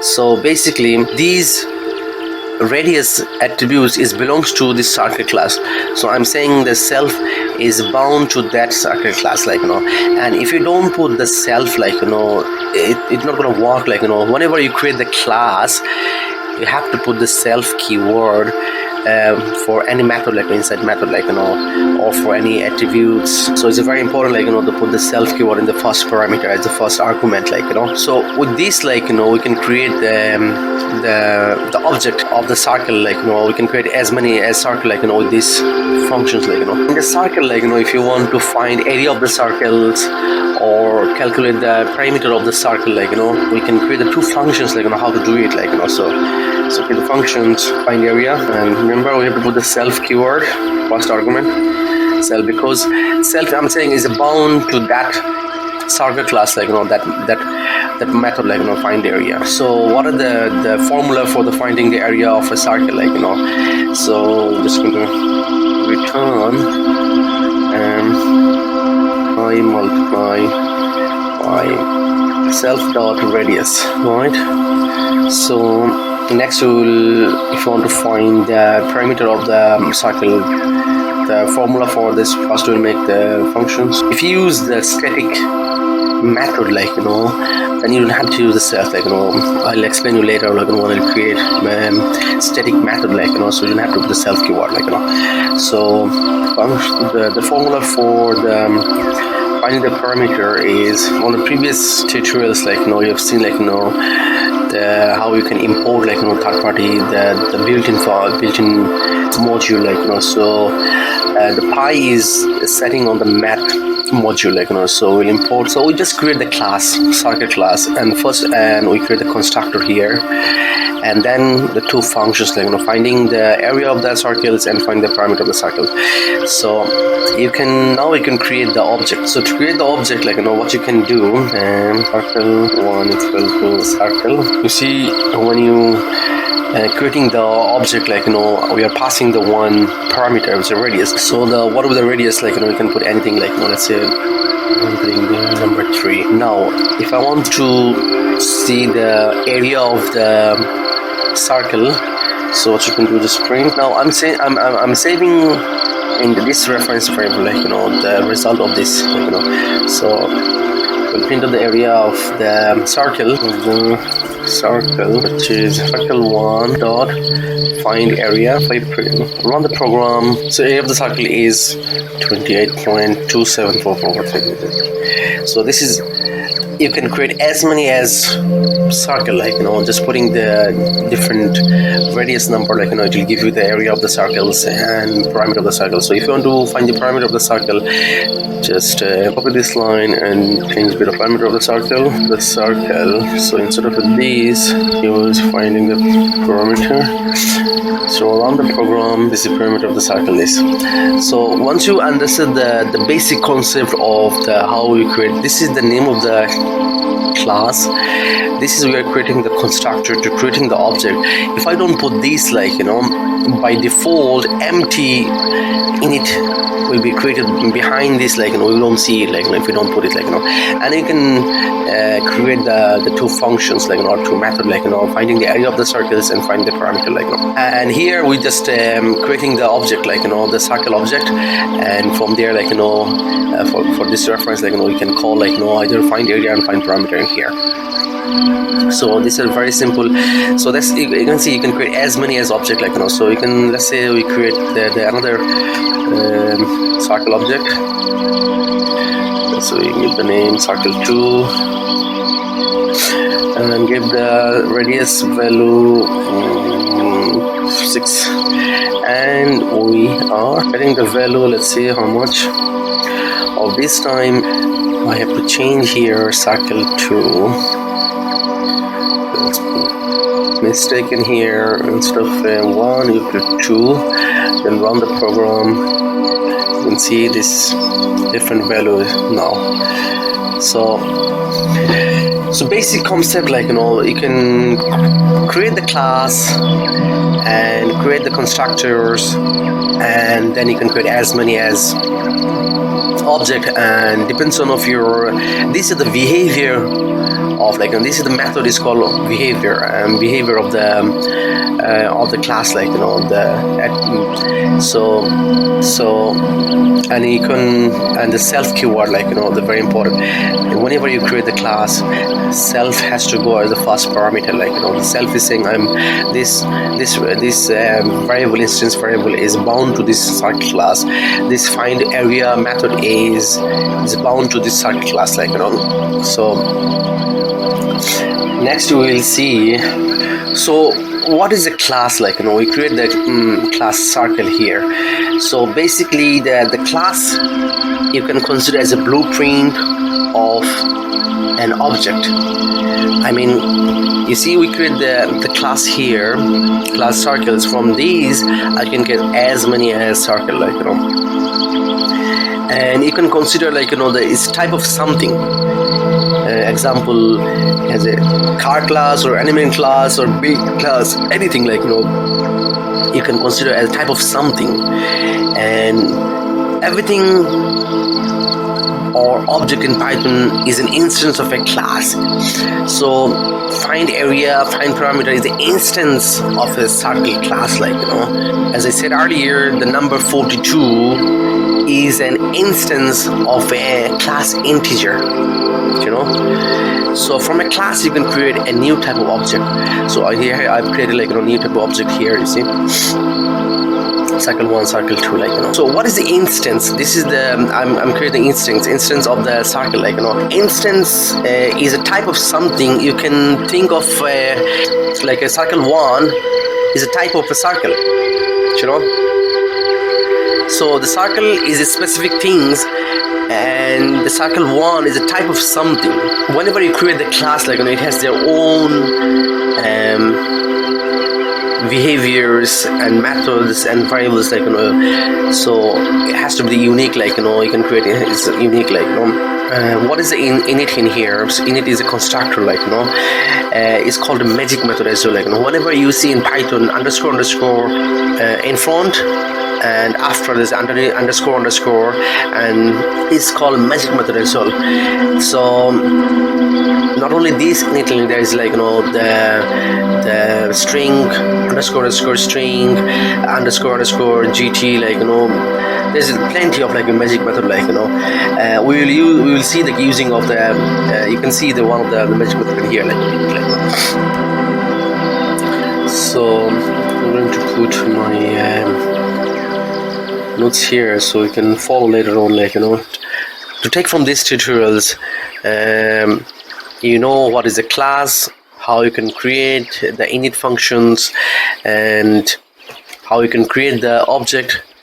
Very simple and straightforward, like once you understand the concept, the rest are very easy, you'll fly, like We'll see another very important concept of object-oriented programming is inheritance. So what is inheritance? To understand inheritance is like you can say inheritance is copying all the functionalities of the base or parent class. Suppose you create one class, whatever the attributes and method and functionality inside the class, you can copy all of these to another class, like child class, like so let's say you have a parent class, whatever inside the parent class, you can copy all this functionality to the child class, like so the parent class will be your base class, and then child class will be your subclass, which you are copying everything from the parent class, like so the inheritance, you are inheritance everything, like so advantage of using the inheritance is you are not repeating yourself, like do not repeat yourself, like that you can put reusability, and you can add or remove the functionality or features without modifying the whole class, like so it's a very important concept, like so it is a very fundamental of the object-oriented programming, like so we'll go through the example, like so it will be clear for you. So let's jump now. So we create one class as person. So this is our base class, right? So what we need to do, first thing, we'll create the constructor, which will be the first parameter itself.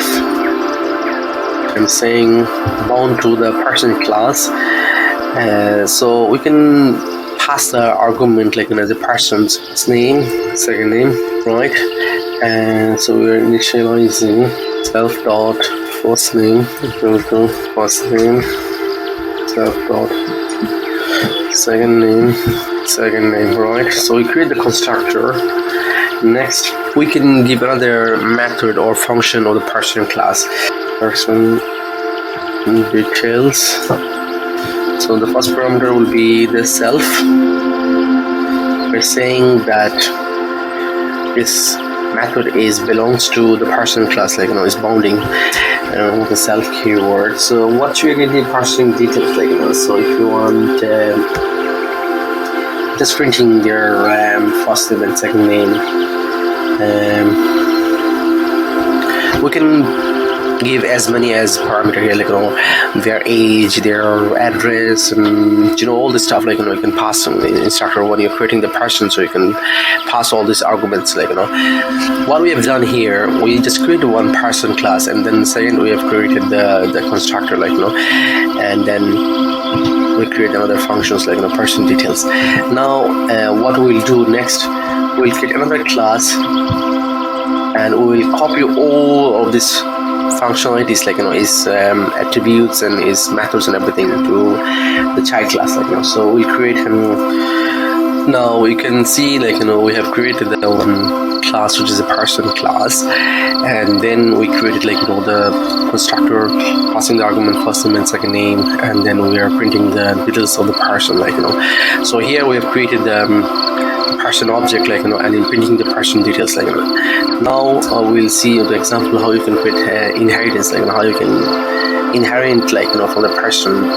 to the child class so we create another class. Employee is a person. You see, the inheritance, one of the basic you can relate with this employee is a person. So whenever there is a relationship, is the inheritance so I'm saying employee is a person. So I'm going to passing the person in here. So I'm copying all of this functionality from the person class. Next we'll create the constructor in it, and so the first name and second name the parameter. So what's we can do, we'll call the super keyword. Using the super keyword, we are getting from the parent class. You need the first name and second name, right?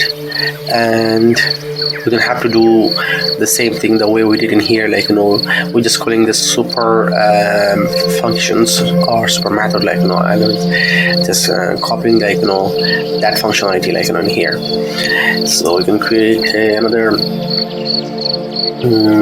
functions. Let's say get now we'll create the employee class. So employee object one equal to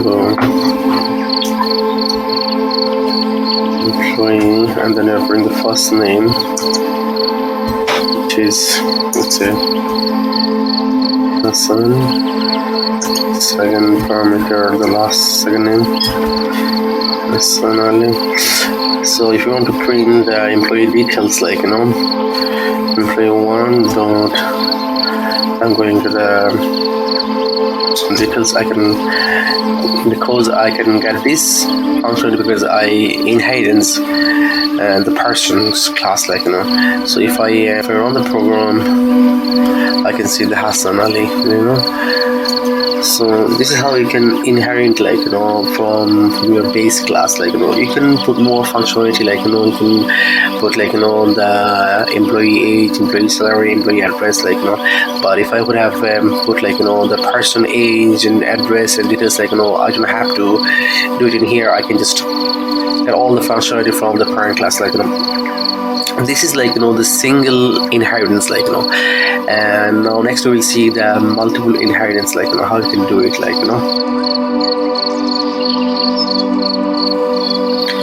Now we have seen earlier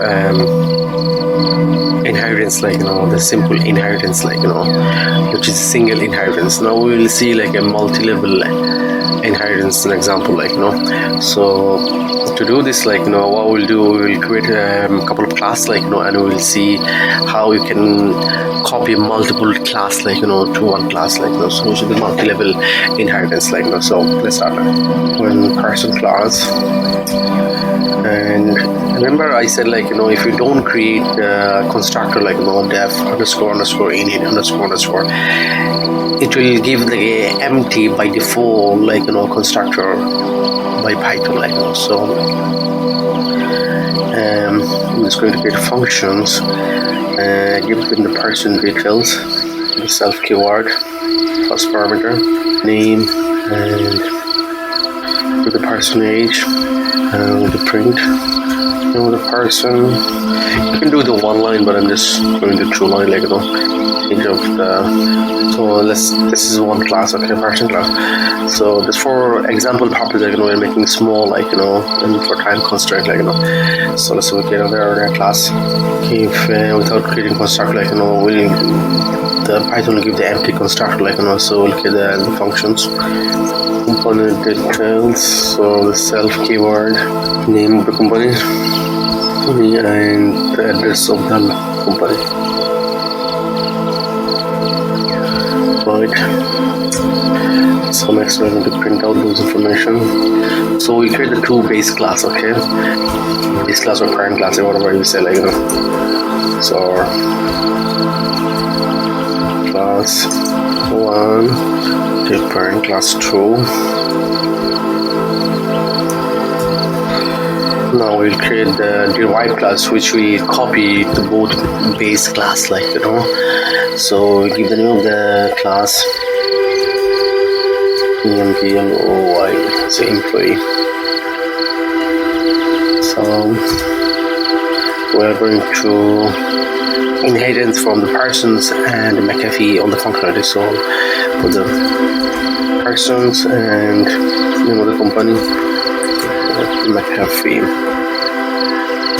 So next, what we can do, we'll create another functions in here, and employee details. So the first will be the parameter itself, and we get the salary of the employee and what skill he or she has. We'll print out the information.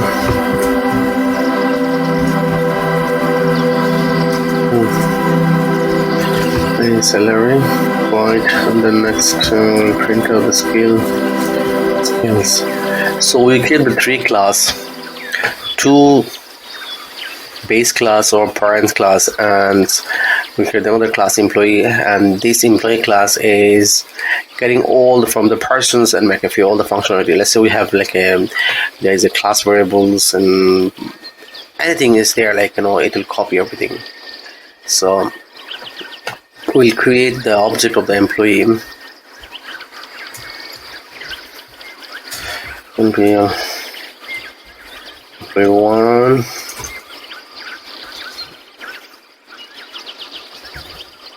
right, employee. So and then we'll call those functionality, right? Okay,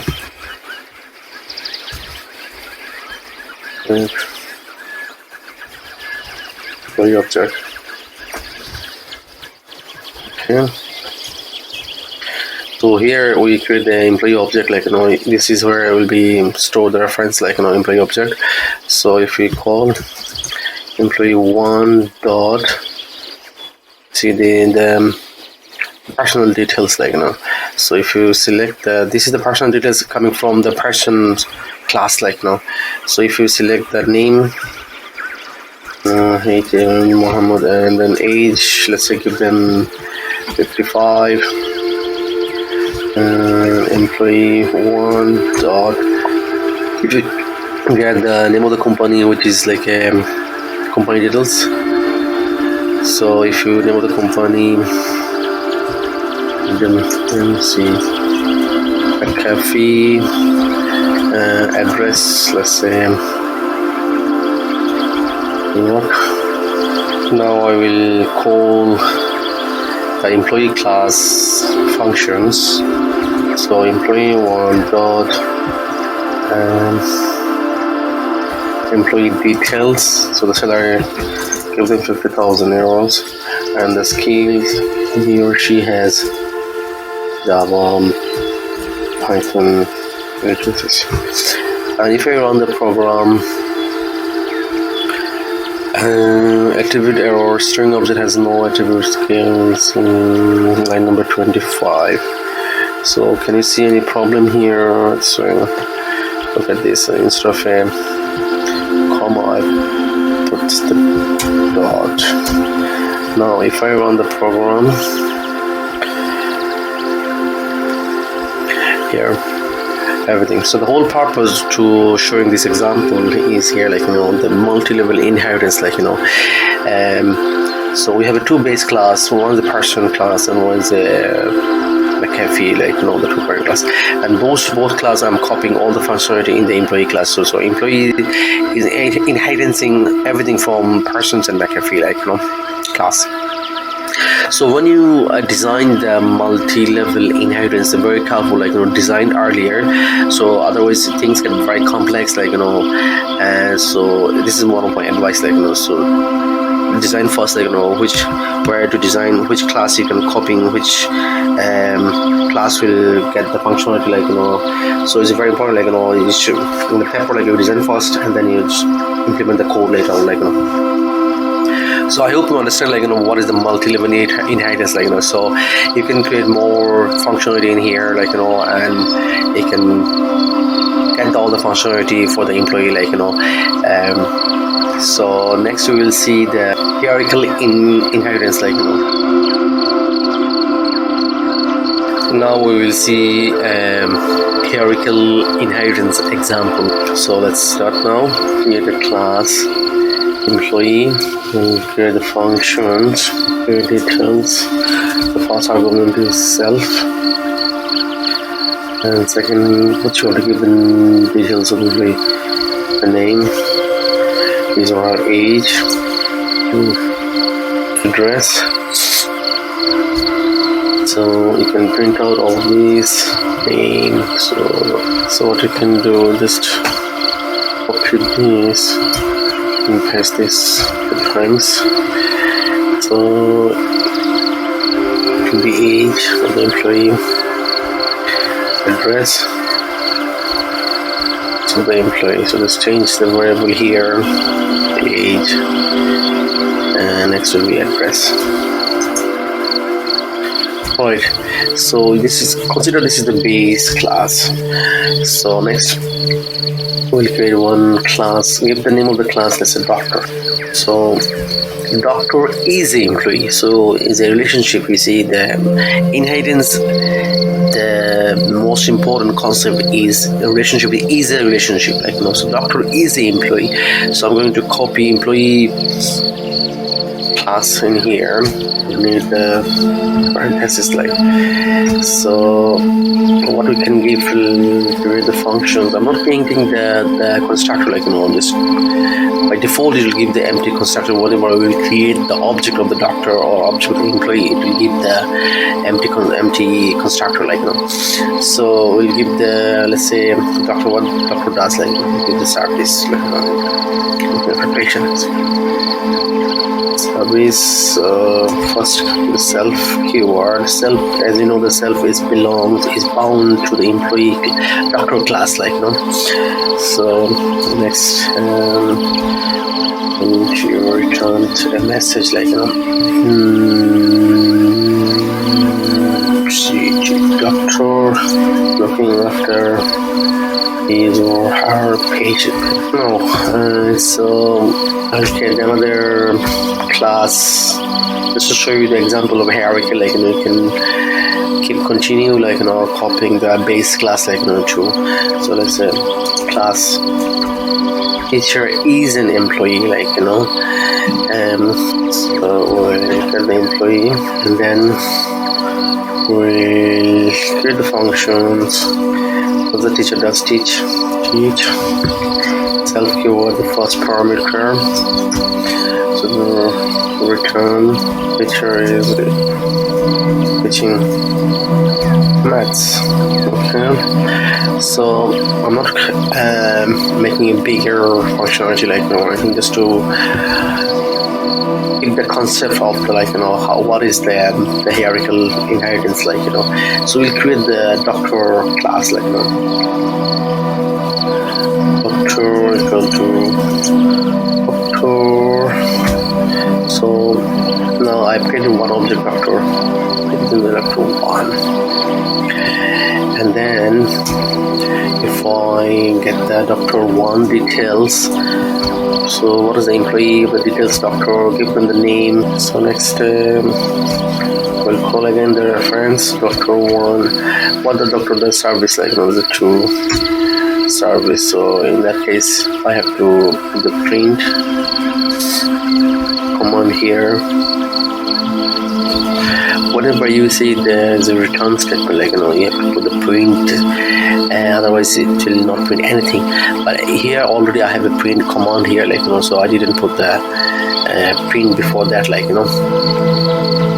So we'll create the teacher object, like, you know, teacher 1 equal to teacher.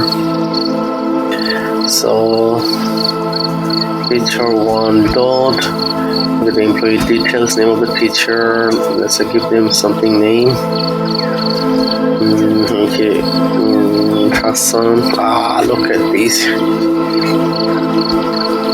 What is the age? 65. What the address? Give them the address. Let's say. So now call the reference again, and what the teacher teach. So give the teacher teach like that. But before that, we have to put the print command here to show what's the message inside here. So if I run the program here, as you can see, the name of the employee, age, employee, address of the employee, the doctor is looking after his questions. So here I did not create the employee details inside the doctor's or teacher's class, like, I'm just getting all the functionality from the employee class. So this is the hierarchical example, like, from the base class I'm getting from the doctor class I can get the employee class all the functionality. Same goes with the teacher class, like, because I have copied like employee inheritance from the teachers, like, so yeah, I've created the doctor object, and here I've created the teacher object here, like, so here is the concept of, like, what is the hierarchical inheritance, like, I hope the concept is clear, like, if you're still not sure, like, send me a message on the comment box, like, I'll come back to you as soon as possible. So next we'll see encapsulations, like, what are the private, protected, and public, like, how you can hide your data and stuff, like, and after that, like, we will see, like, polymorphisms, like, and now we'll see, like, encapsulation section in object-oriented programming. Encapsulation is a very important concept, like, though Python implement very weak encapsulation, like, compared to Java, which is a very strong, like, so we'll see with an example, like, all of this, like, so basically encapsulation is hidings or restrict access to your data, methods, and functions, like, if you write something, like, you want to restrict the access, like, of your variables and the value of the variables, like, if you set something, like, and when you set the private, you can only change within the class. Let's say you create the class, like, and you set some variables value and stuff, like, you can change within the class, but if you go outside the class, you cannot change the private variables. I'll go through an example and you will be able to clear, like, you'll be able to see in the clear picture. And so another way you can change the data value, like, you can create the setter and getter methods, like, the way in Java we do, like, and we got setter and getter, like, but in Python way you can do it as well. But in Pythonic way you can do it with the property decorator, like, which is another way of doing the getter and setter method, like, you can set the value. But in default, all the variables and methods in Python are public, like, but if you use the single underscore before a variables or method, it will be a protected, like, even though you can get into from outside the class, like, you can get into that value, like, but it's by merely a convention, like, for the programming, that if you put the single underscore before the variable, it will be considered as a protected, like, and if you put the two double underscore, it will be considered as in private method or private variable, like, so after saying all of these, like, let's see with an example how we can implement all of this, like, so we'll save the file, and right, so we'll create the class. Let's say give the name of the class as a person. You can create the class with like this parentheses or just colon, like, and then you'll get the constructor, let's underscore init, and then the self first parameter will be the self, and give some the argument, like, give the name of the persons, let's say the age of the persons, and address, and whatever, like, it's up to you, like, but we'll set first self dot name equal to name, then self dot age equal to age. Right, so we'll create the constructor. So what we'll do next, we'll create another functions, and the person details, the first parameter will be the self, and we'll just print the name and age of the persons. Now we'll create the person object. Person equal to person. So the name would be let's say and then we'll give the age. Give the age 33. Now if I print now, if I want to access those variable, like by default they're public, so you can see, let's say so basically so we have created the object and passing the two arguments, name and age. Now if I go to person details, and if I run the program now excuse me, you'll be able to see then Muhammad and 33 age, so we can access or let's say if you want to access the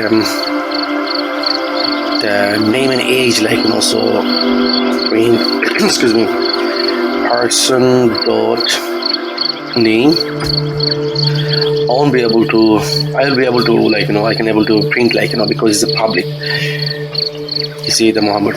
And if I do the same with age, I'll be able to access both of them because they are public, you see.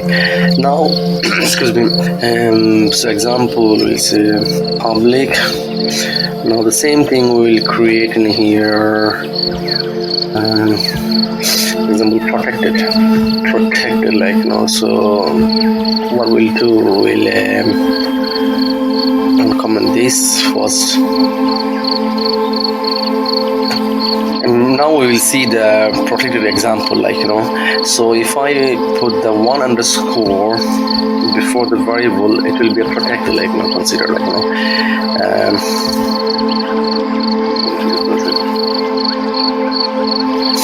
so, and if I try to run the program, you will see because I'm here, I didn't set the personal details protected, because they are protected, I just put the name and age, if I will try to print out person details, it will give the error. The person object has no attribute name because it's not able to access those value because of it's protected, but if I put the underscore in here, 1 underscore here, now I'll be able to access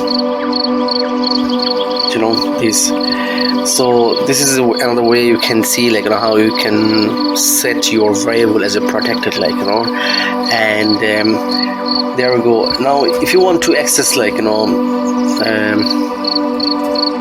the name and age variable in here, you see I said the name and age, and I put the name Muhammad and age is 33, and if I want to print out I've created the object object reference in here, the person. So if I want to print the name and age, I won't be able to print out because it's protected, so you see the name, and if I uncomment this and if I try to age, you'll give it the age is the attribute error is not belongs to object, you're saying person object, because it's protected, but if I do person underscore, and if I do the same set with underscore the age, now I'll be able to print out because I'm accessing directly through underscore, so this is so you can clearly understand with the public you can access anytime, but when it's protected you are restricted, the next you will see how you can restrict your data with private,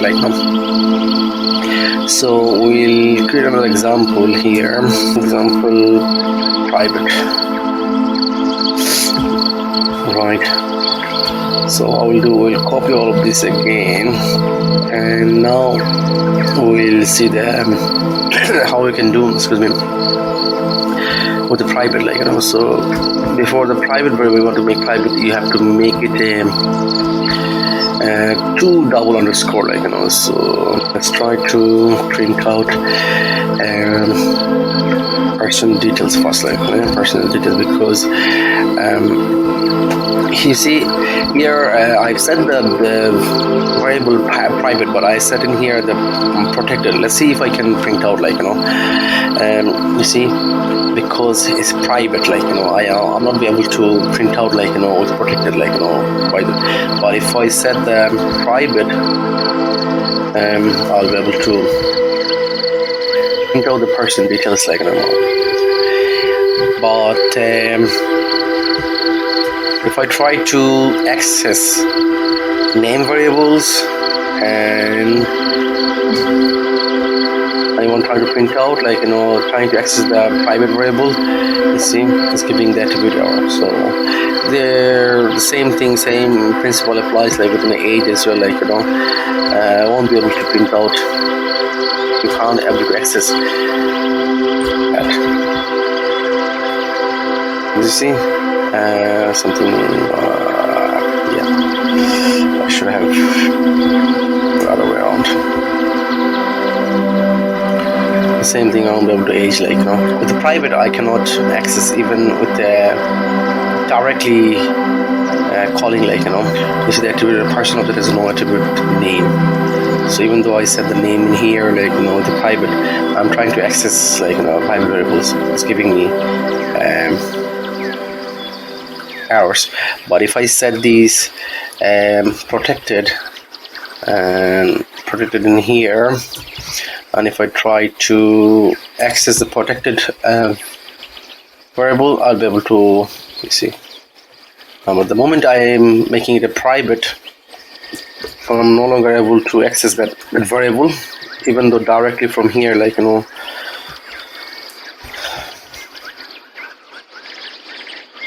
so it's going to be attribute error. So far we have seen how you can make a public, protected, and private. So we have seen the example of a variable. So same applies with the method as well, like, so if I try to make it consider this is a public method, like, so I can access, like, here, you see, I can see now. Let's consider make it this is protected with the one underscore before the method name, it will be protected. So if I try to, you see, the person object has no attribute personal details, so I'm not able to access. But if I try to run now, I can access, like, so this is how you can make it protected and public. So this is write it down. Let me see, protected method. So the same applies, you can make it public. If I just get it 2 underscore, so it'll be considered as a public method, private method, sorry, private method. And I'm just going to minimize this. So I'll make this public. This is a public method. By default, all the methods and variables are public in Python. Okay, so I'm going to both of them. I'm going to uncomment and make it a public, private method, like, and if I get in public here, private here as well, and activity here, you see, I'm not able to access the private method, like, So this is how you can restrict access to your data and to your method, like, when you create your program, like, and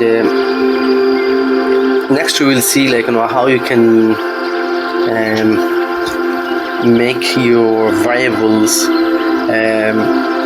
setter and getter, like, so we'll create a file and give the name of the file getter and setter example, okay. So what we'll do, we'll just copy one of the class, we'll do like that. So I'll copy this one, first one, and what we'll do,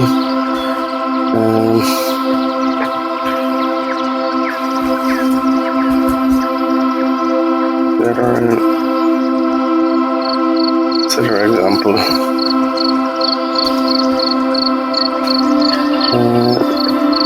I'll comment this.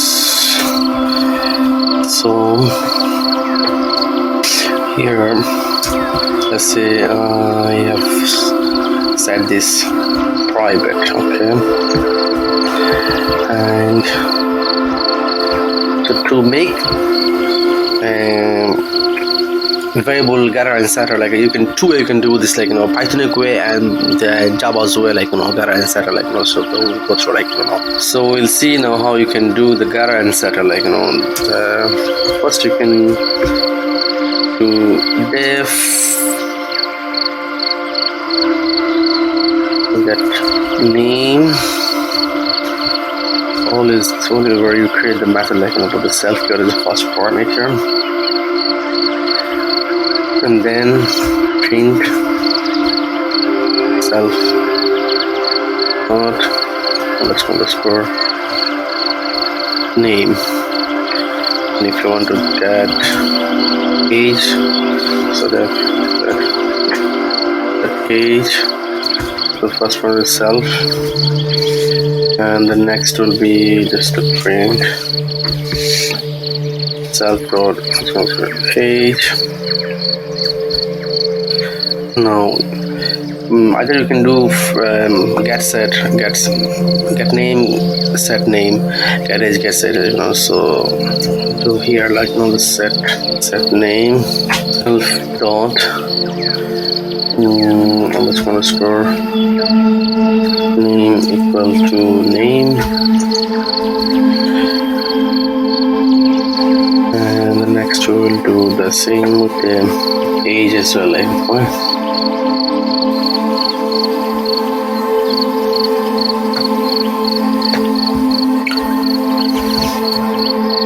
age.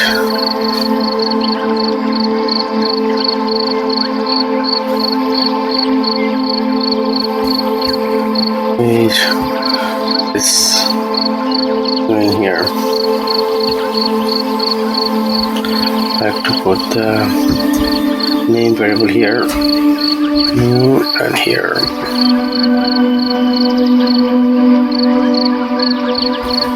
Age. No. So if here I initially put it here, like the Muhammad and name of the Muhammad and 33, like so if you want to print out, if you run the program,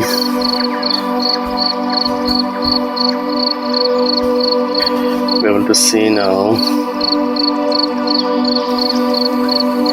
the person object is no attribute name. So because name is private, so in the personal details we have to set this is private as well. And if I run the program, you'll be able to see the person details, like now if you want to get the get name, like let's see if we just call person dot, and we'll just see the get age, get name. So if I see the get name, and if I run the program, I'm just going to uncomment this one, just get name Muhammad, and the same thing with the person dot get age. So you will see 33, you can access, but so if I want to set, let's say person dot and set name,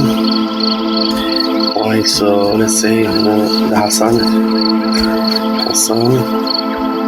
Now if I try to access what's the name, person get name, person dot get name, and if I run the program now, you see it's getting the Hassan, get name. So first it was get name Muhammad, it was initially set, and here I said the set name is Hassan. Now if I run the program, get name is getting the Hassan here, So same with the, you can set the age as well.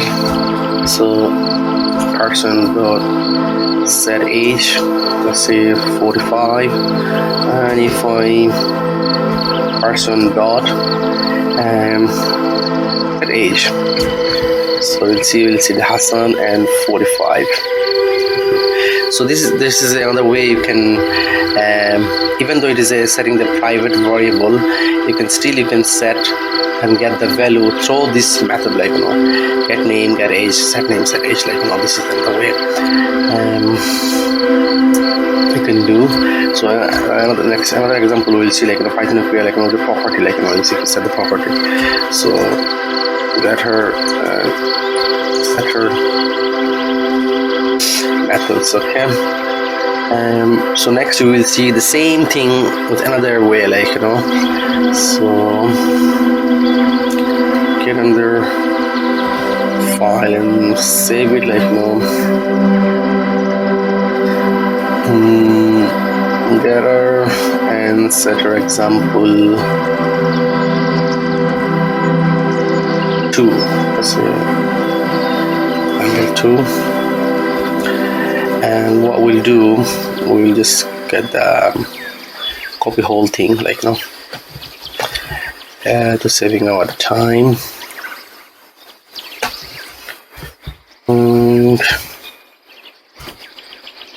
so now we will do the Pythonic way, how we can do the setter and getter, like remember we got it down here, like the notes, like you can also use the property decorator to create a getter and setter method, like so now we'll see how we can do it. Let's do it now.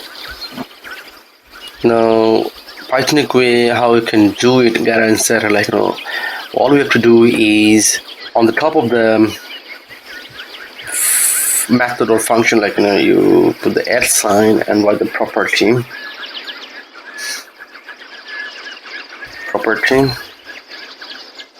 You don't have to do the parentheses, like so with this we'll get the get name, and you want to set the age. So what we'll do, we'll just cut from here and put them there. So to set the name, so you're getting the property, the get name here, like the name functions. And so if you want to set the name, so all we have to do is @ sign, so the get name dot setter. Even though I don't need to do the parentheses, like so here I can set the same thing with the age as well. So let's see, we'll put the @ sign and put the property. Now put up here UI property, and to set it we can do @ sign and get the get age dot setter. Right, now same thing, if I do it in here, first we'll see the with this example, like so if I run the program, you will see Muhammad 33. Now even if I want to see the directly get name and get age, I want to see, now if I run the program, like and you will be able to see, like the person details is Muhammad 33, but Pythonic we are making these is now as a function, is making the property, like a property is like those are the variable, those variable name and age are the property of the person class, like so I'm making those names and age is now making property, like instead of a function, like even though it is a function, but we are making as a property.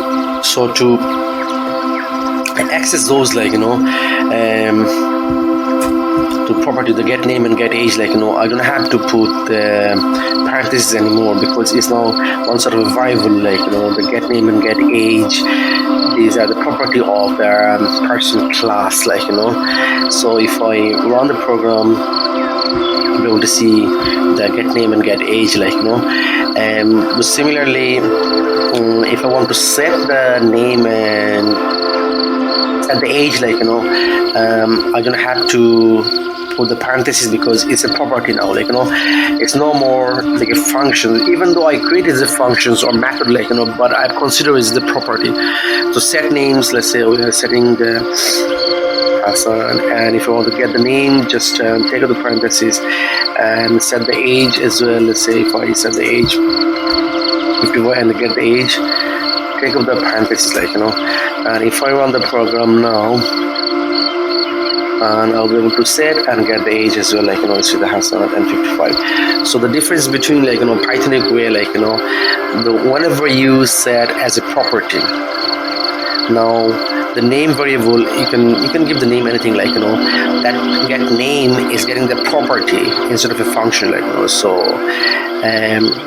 I'll give you the example. Let's say if I trying to access, like that get name with the parentheses, like what you'll see the difference, what's the interpreter giving the access, like you'll see the num type object is not callable, like because it's saying, like get name is no more functions, like is a property now. So if I want to access, like a property, I don't have to put the parentheses, like now if I run the program now, I can see the person get the name is Mohammed, like so you see the difference between the Pythonic way, like property, whenever you put the add sign or the property, and you are setting the get name dot setter, like so this is, and there's another way you have seen, like how you can set get name get age, like so this is a more sort of like a Java way, like you are setting and getting, like for your variables value, like but this is a more Pythonic way, like to setting, like Okay, now we'll see like a polymorphism, like in Python programming. So what is a polymorphism?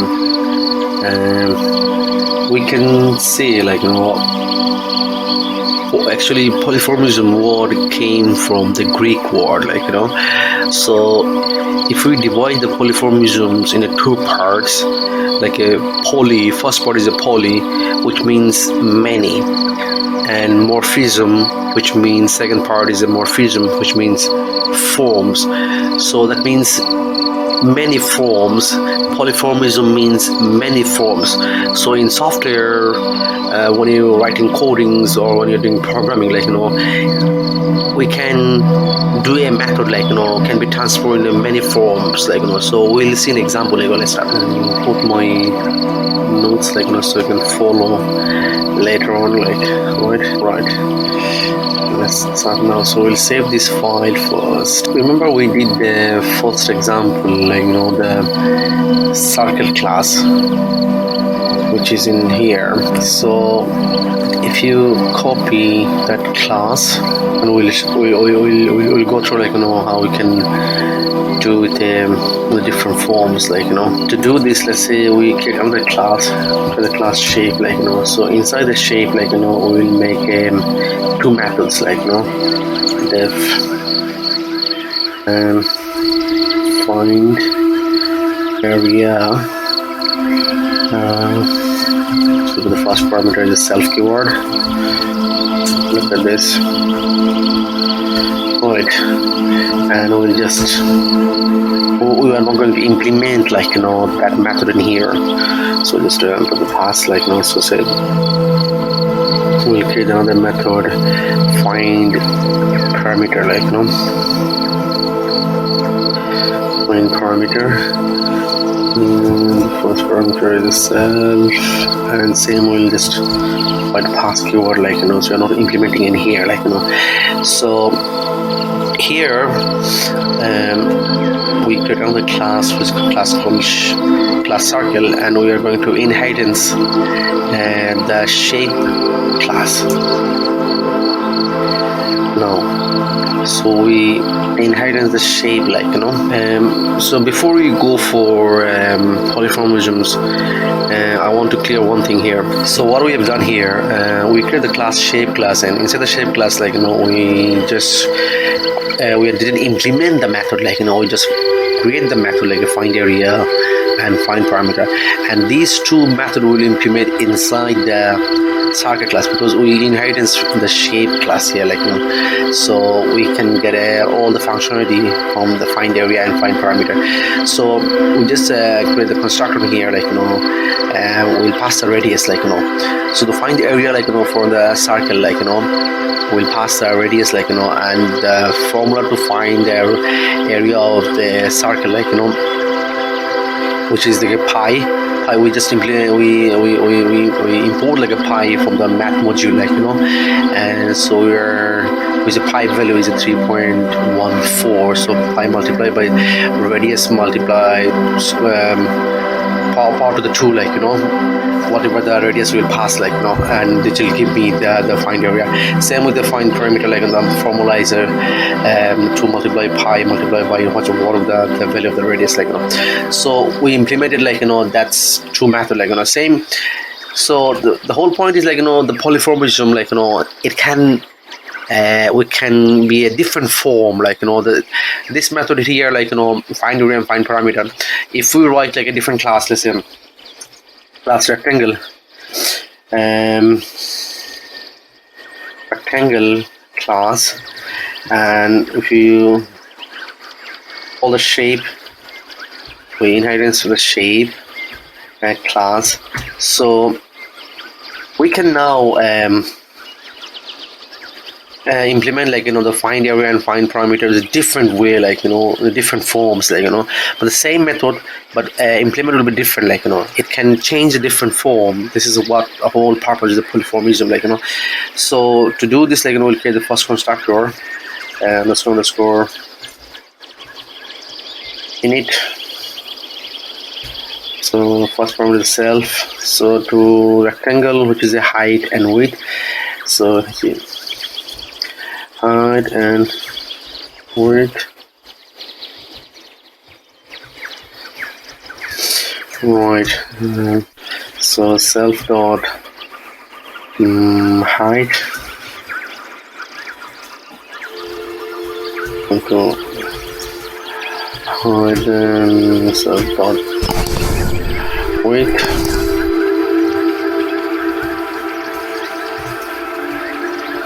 right. So we create the constructor, so we'll call the find area method, so def keyword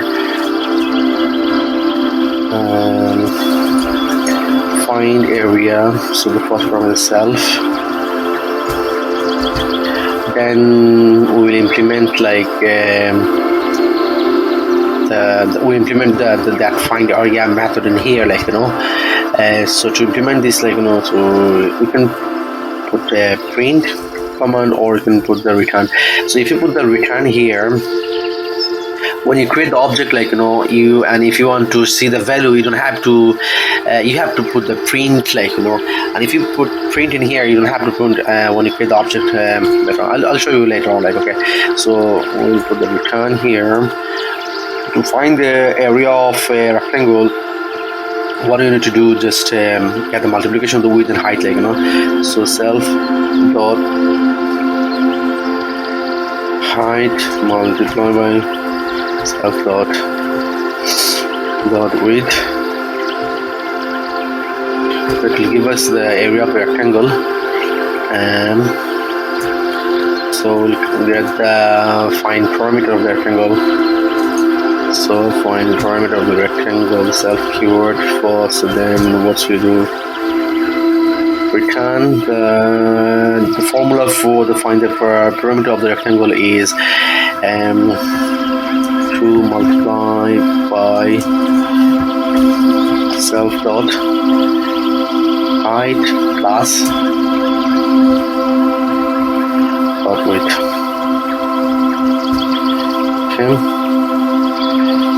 if we create the object here now, circle, so to pass the radius, like, so let's say pass 3, and if you paint the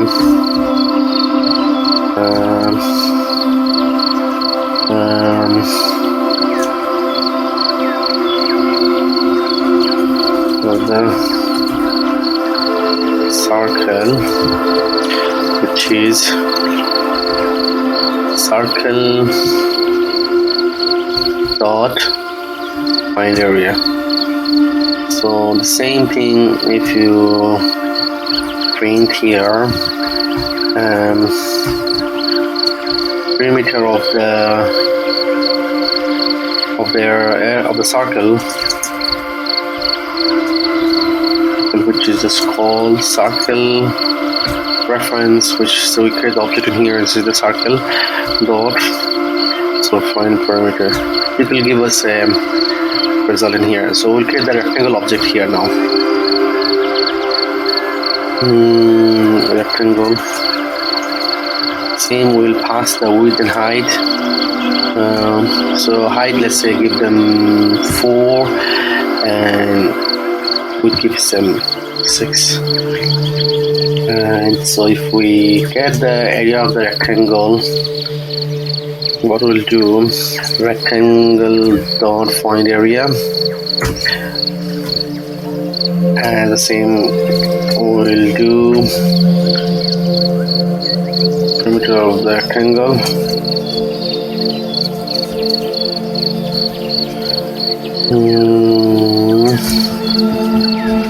So rectangle dot and perimeter. Now, so if you run the program, and you will be able to see the area of the circle, this, and perimeter of the circle, this, and area of the rectangle and perimeter. So the whole point is here, like the polymorphism. We created the one class and create the method, like, and then we can implement those methods in the different forms, like, in the circle. When you create a circle class and you want to find the area of the circles and find the perimeter of the circle, like, you can see that that method we implement different formula, and when you the same method when you implement it in here, it goes different form, like, so this is was the polymorphism, like, straightforward. So remember I said, like, if you pass in here return, you have to write print command in here when you create the object. But if you write print command in here, print, and you don't have to write the print in here. So let's see how it works. So what we'll do, we'll uncomment these, and then we'll write print, and then we'll just copy these and we'll paste in here. And what we'll do, we'll put some message in here, and same goes in here. Let's say we'll just print, we'll get this formula and then we'll paste it here, and we'll uncomment this line. So now what we'll do, instead of a print command in here, we don't have to print command anymore because we did the print in here. So what we'll do, we'll uncomment these, and then we'll call again circle dot find area and circle dot find perimeter. So excuse me. So if I run the program, I'm just going to uncomment this. You see the area of the circle this and parameter of the circle this. You see I made a spelling mistake in here. So did you see, like, excuse me, if you put the return command in here, you have to put the print in here. If you put the If you write print in here, you don't have to write again print in here. You just call the reference of the object and then call the method, like, until you give you the message, whatever inside whatever the message you write it down as a print, as in print, like, it will print it in here, like,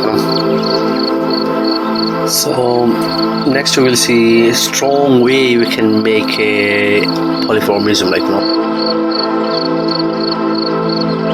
what does it mean strong type polymorphism, like, abstractions, like, so abstractions in object-oriented programming is one of the main principle out of four, which are inheritance, encapsulation, polymorphisms, and the abstractions. So what you can do with the abstraction, like, with the abstractions we hide all the data when you're writing the program to increase the efficiency of the programs, and you can reduce the program complexity, like, and at the same time we hide the implementation details, and if you want to access, you have to access so explicitly, like, so as you can see, like, the previously we did, like, the shape class and circles and rectangle, like, we create the method, like, we didn't implement it, like, but the same thing we'll see with a strong type polymorphism, like, or abstraction, like, so as I say, like, through abstractions we declare the abstraction method, like, abstract method, like, but we do not implement it, like, and abstract class can have more than one abstract method, like, that means here is more than two method, like, so, and but this class cannot be instantiated, like, in Java we call instantiated, like, that means we cannot create the object from that class, like, but you can do it, like, through the subclass, like, which is another topic, like, but we'll leave it, like, the simple form, like, and abstract class is, I mean, after saying all of these, like, the abstractions and abstract class and abstract method, like, in Python actually does not have real abstract classes or methods like in Java, but it can be implemented or it can be achieved.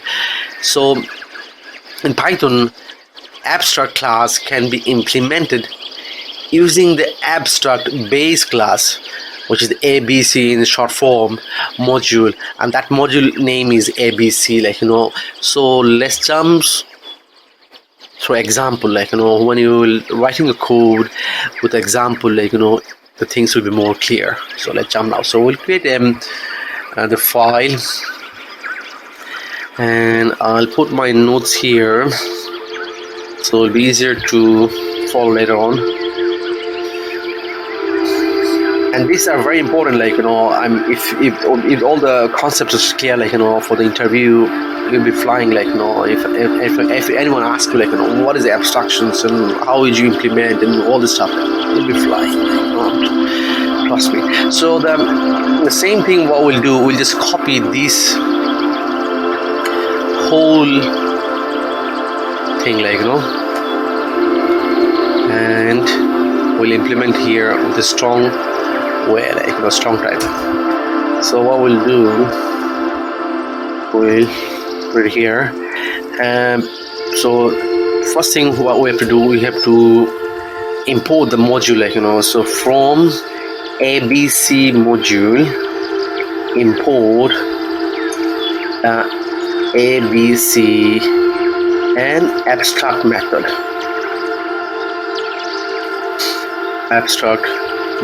You see, they're giving me the hints, like, you see the abstract method is the class. So you see this, so we'll put just abstract method, not abstract class method, like,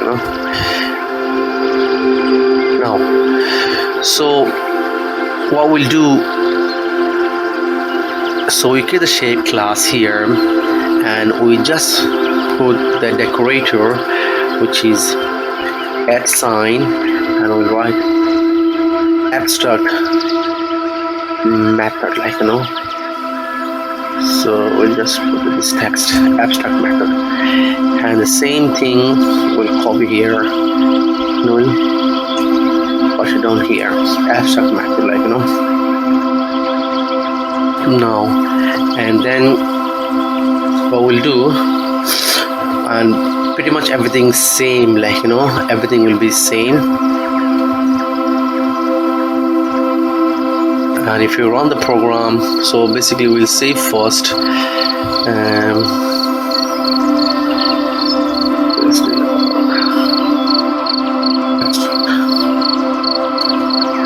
Class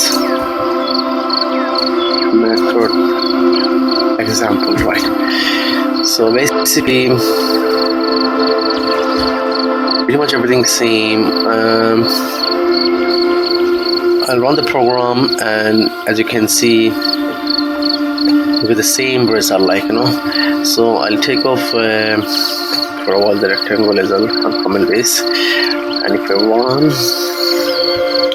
you see the answer here, like so these are the more kind of so there's one thing we just mistaken here, which you have to put the ABC module in here. Like, it's a helper class that provides a standard way to create an ABC using inheritance, like so inheritance, like the ABC class, like the abstract methods and everything, like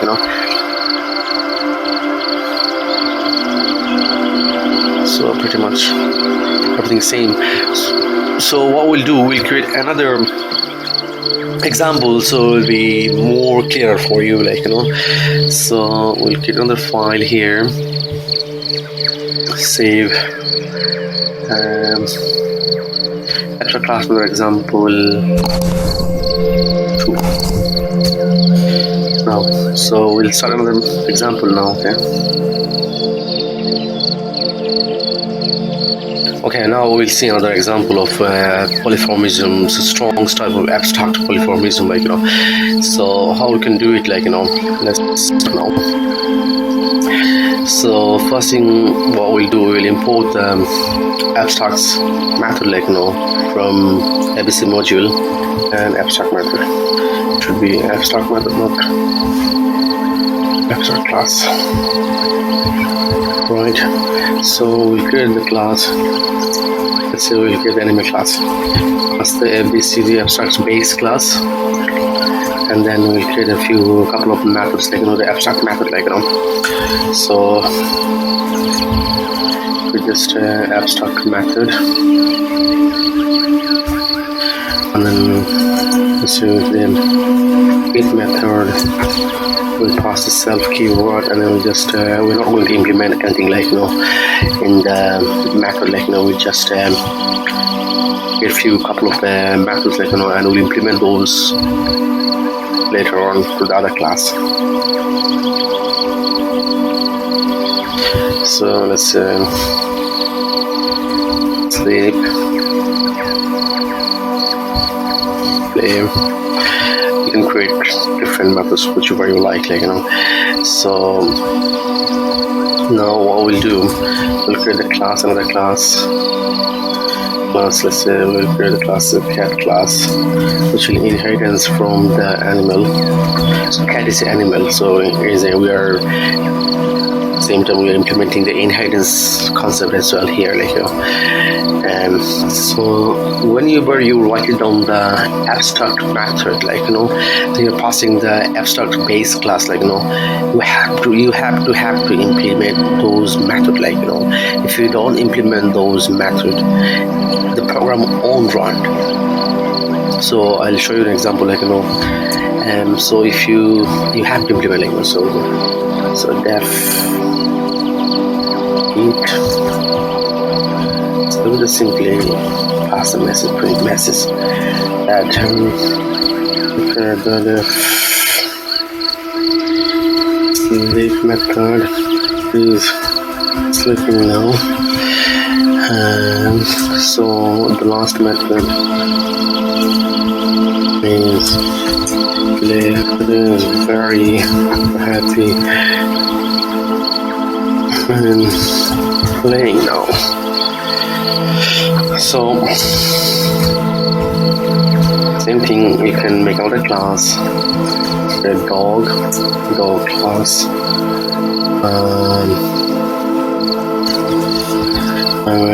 getting the animal class inheritance, and we have to implement those three methods, like so just copy this, like make it more quicker, right? So once you do this, like you have to dog is sleeping. What's you can give that dog name? Charlie. Give the name Charlie. Okay.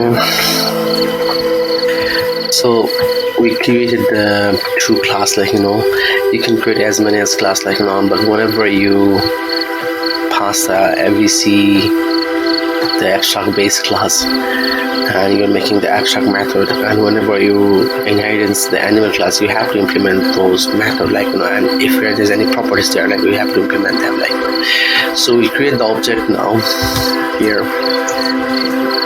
head, and now if I call the head, have eat, play, and sleep. So if you can the eat method, get dot play method, and dot sleep. So we just print sign, make it more gap there. Next we'll do the dog object. Dog object will create, and so we'll dog dot, same with the eat, dog dot play, let's sleep. Did you see?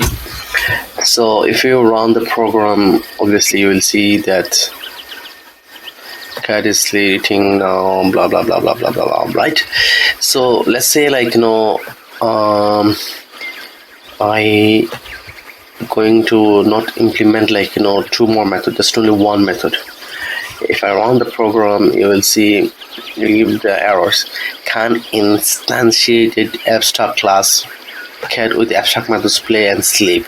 So because I didn't implement those two methods, the programs will all run. So you have to implement, like those methods. So if I uncomment this again, and if I run this, program will run.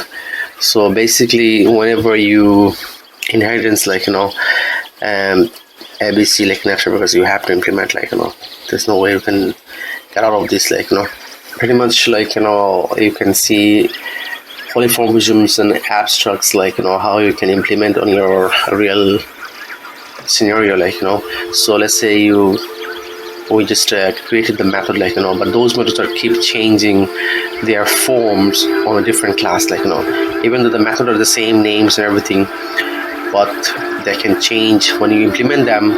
You can change their behaviors, like in here, like but you have to implement, like so this is very important, like Okay, now we'll see, like some of the magic functions in Java, like we use, like the string function, like to show the object, the classes belongs to which objects and things, like in Python, like we use, like underscore this one on underscore these two methods, like so how you can use those, like let's start now. So we'll see. So first we'll create a class and give the name of the class as a dog class, and then next we'll create the constructor. The first parameter will be self, and next okay, we'll pass some parameter, like name, breed of the dog, and what's the age of the dog. Okay, so next we'll initialize this self dot name equal to name, second self dot breed,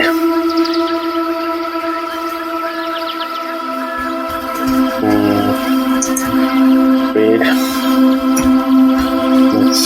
self dot age, right? Okay, so we created the constructor. Next thing what we'll do, we'll create these two functions, like, you know. So the first we'll get the representations, the string representations, the way. So first one is the self. So what is this? Is like, you know, repr. That is to find the official representation of an object, like, you know. So to do this,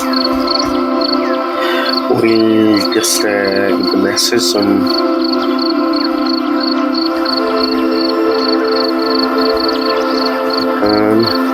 find the belongs to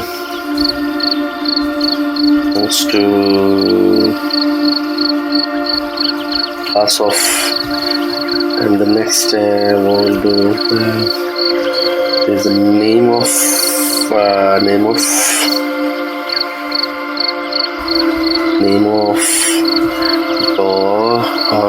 we'll find out what's the name of the object, like, you know.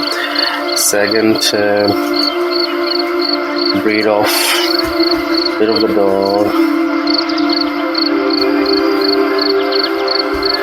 and the last one is the dog, and go to the format function. So first we'll find belongs to which object, like, you know. So to find out this, let's go for classes. So we'll get the base, and we'll store it in the first positions dot name. Next we will find the name of the object, self dot class dot name, and next will be the breed, and last one is the age, right? So the last one is string, and that method first one is self, and this is to find the informal way of representation of an object, like, you know.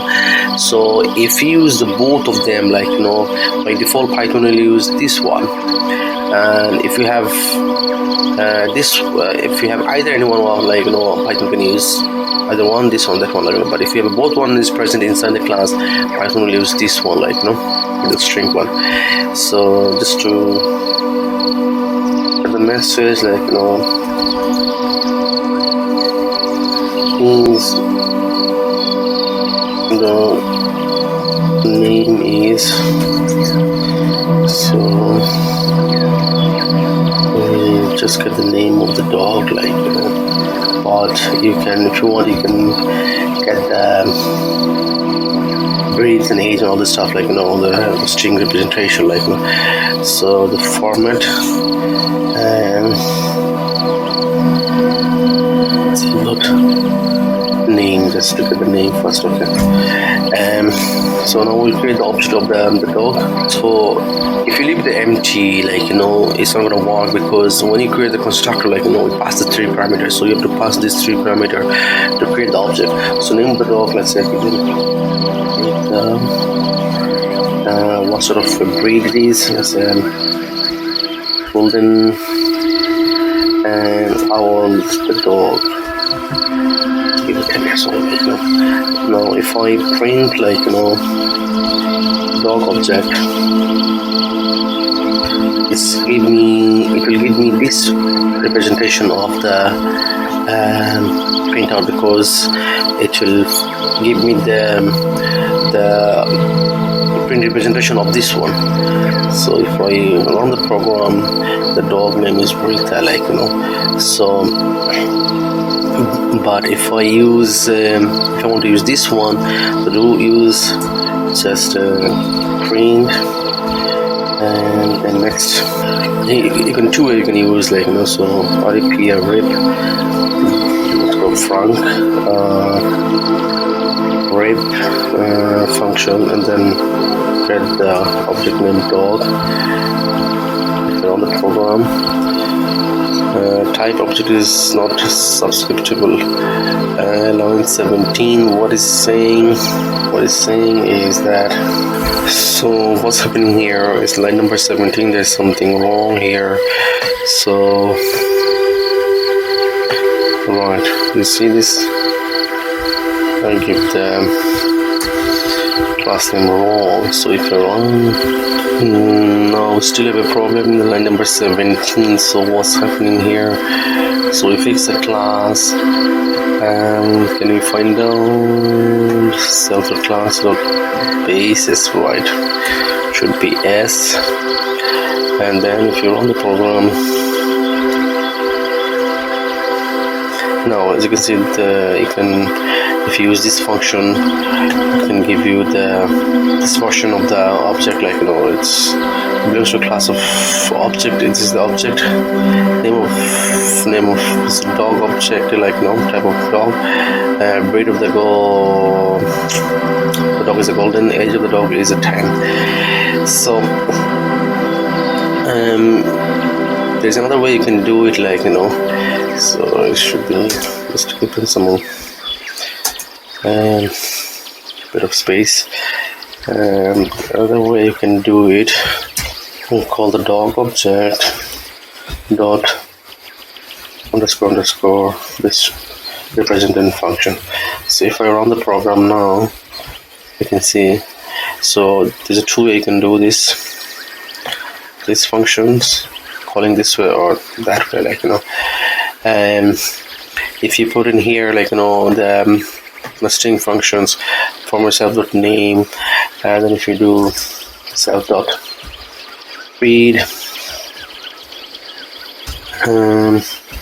self.read, this dog name is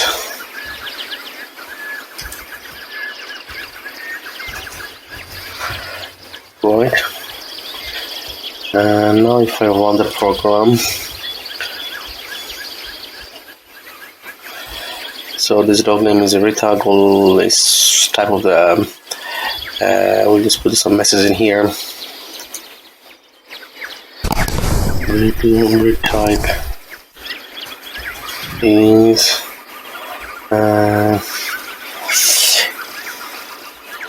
age of the dog is right. So the dog name is Rita, breed type is golden, age of the dog is 10 years old.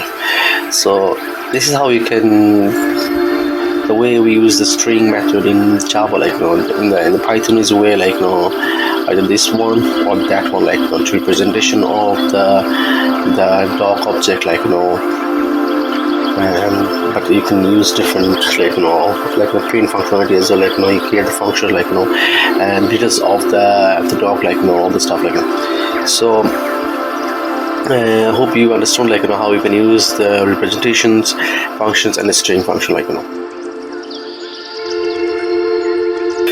Now we see the slicing example, like, you know, let's say you have a word, you want to grab few of the characters or few of the let's say you have a sentence, like, and you want to grab some of the word from that sentence, like, you know. So how you can do this? So let's see with an example. Let's say we create a variable or it's equal to programming.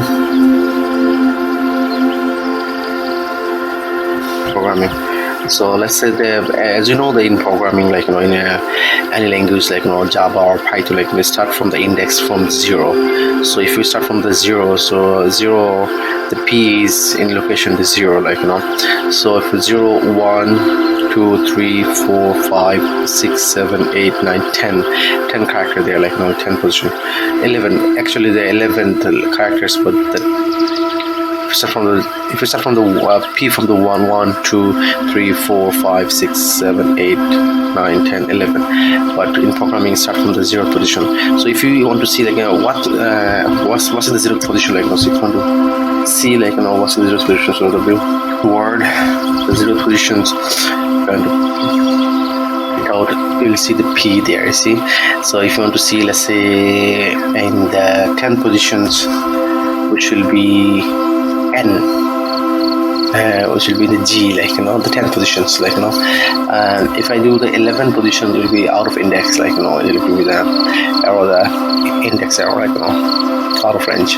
So basically with 0 to 10, like so you can go from the backward as well, like so from starting from the -1, -2, -3, -4. So if you want to -1, it will give you the G.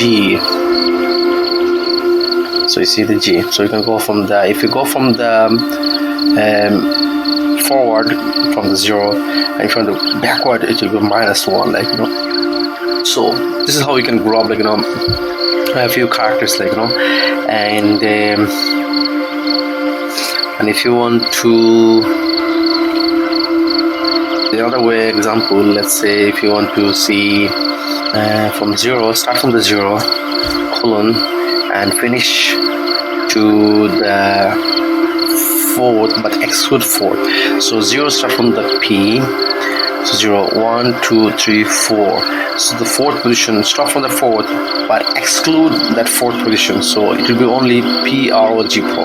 If you want to see this, like so comment out these, you'll be able to see only P, R, O, G, Pro. You see, so 0, 1, 2, 3, 4. So I'm saying start from the 0 and end to the 4th positions, but exclude the 4th positions, like so start 0 and 4th, but you exclude 4th. It's by default, like so the next, if you want to see the same thing, like if you understand this concept, like starting from the, let's say if you want to start from the, let's say 2, which is 0, 1, 2, let's say we start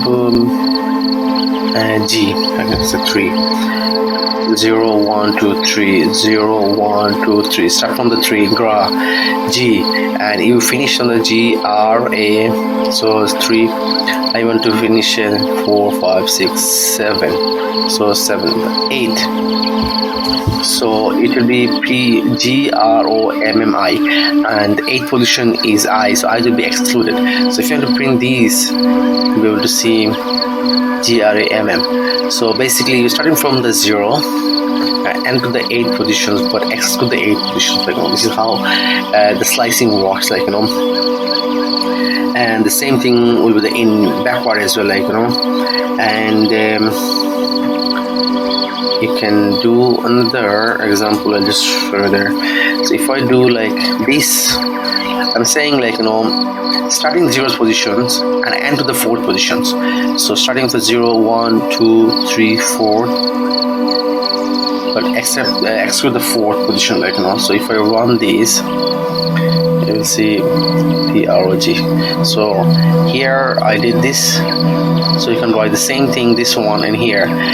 By default it's starting from the 0, but I didn't write the 0, I put the colon and then 4th. So by default it's starting from the 0, like I start from 4th, if I start from the 4th and all the end. So if I 0, 1, 2, 3, 4, I'm starting from the 4th. 0, 1, 2, 3, 4. So which is R, we start from the R all the way to the end. So if I run these, you see R. So this is how you can do slicing works. Like the same thing if you write in a sentence, like so if you do the same, the C sentence equal to Python programming you can start from the 0 all the way to the end, like, you know. So if you can grab anything from there, like, you know. So if you want print sentence, we're starting from, let's say you're starting from the 0 and all the way to the end, like, you know. So even if I do this, like, you know, it will print everything, like, you know. Python programming. So this is another way you can do it, like, you know. And the same thing you can do with the list as well, like, you know, with the slicing, like, you know. So for example, slicing. So you create a list, let's say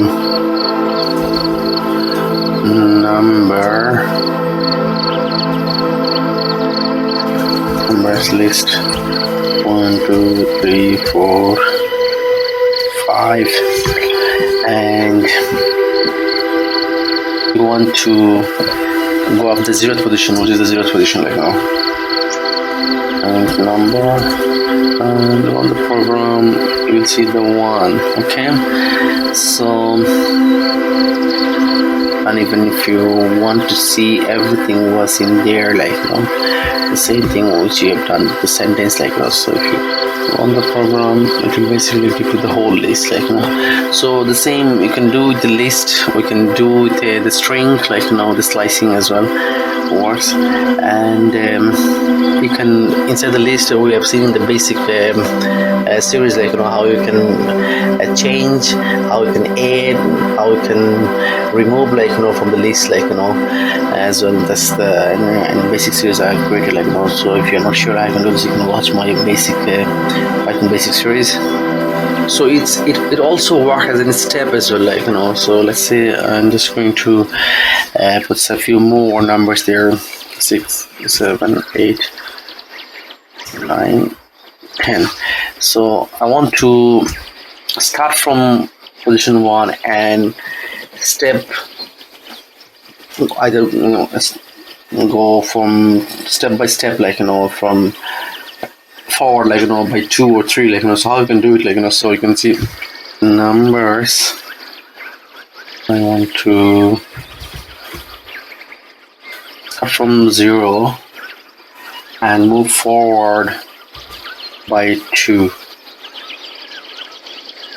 So if I run this, I'm just going to comment out this, and it will start from the 0 and move step by step 2, like, you know. So from the 1 3 5 it will run like this. So 1 3 5 7 9, you know. So the same thing you can do with the backward as well, like, you know. So if I do, like, you know, backward, so start from -1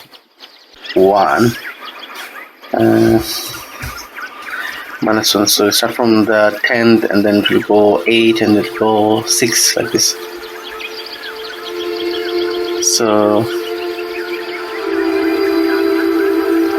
I see I'm just going to reverse the whole list, like, you know. So this is where I'm reversing the list, okay. List, here I'm doing the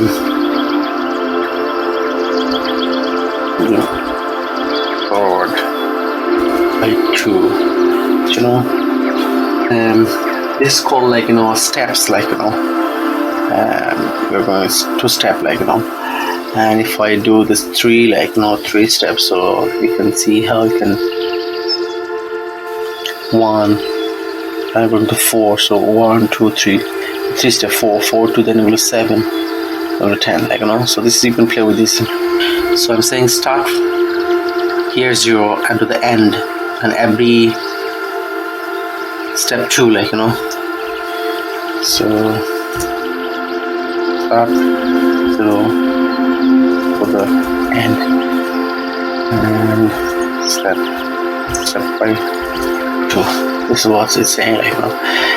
And then you can also do that print numbers, start from 1, finish to the 10, and with the index, so 0, 1, 2, 3, 4, 5, 6, 7, 8, 9. So it's the 9th index until 9th, and go step by 3. So it will go 1, 4, 7, and 10.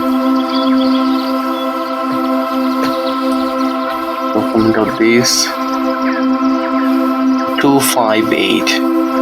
Or starting from the 1. Sorry. So starting from the 0, 1. So I said 0. Starting from the 0. Which is, so if I do 0, then it will go 1, 2, 4, 7. So it's 1, 4, 7. 0, 1. So if I do start from the 1, that means 0, 1. Start from the 2. It will start from the 2. You know, and 2, 5, 8. So here. Start index 1 and finish to end index steps by 3. So you've seen how you can do slicing, which is very important concept, if you go to the machine learning, for the NumPy errors and stuff, the slicing is a very important concept, and you'll in real life, you have to use plenty of places, so it's very important to familiar with this concept, okay.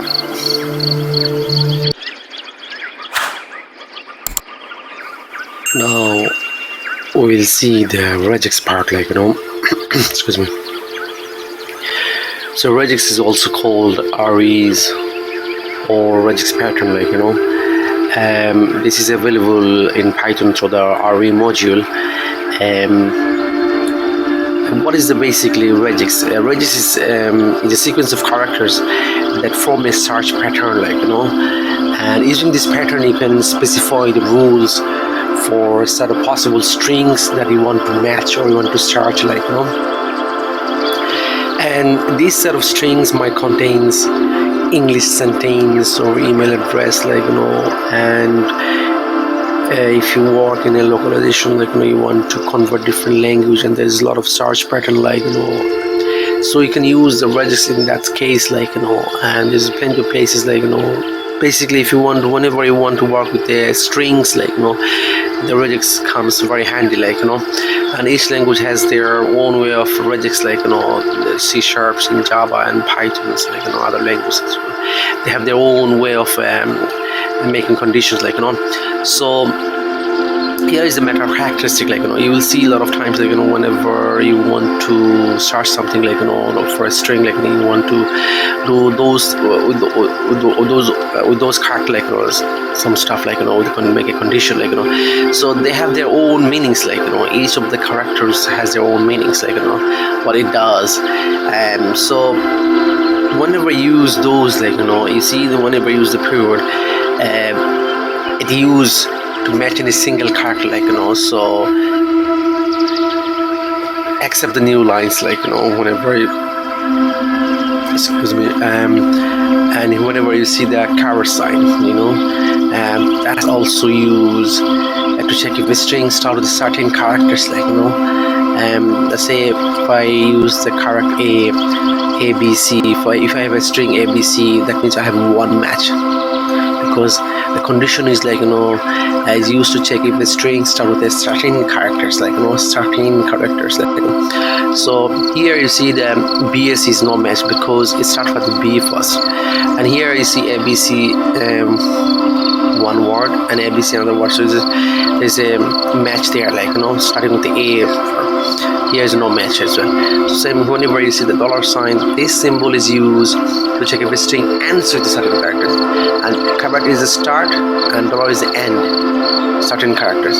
So $A, so here is a one match because at the end there's A there, but here's at the end of the Y, so no match, like, you know.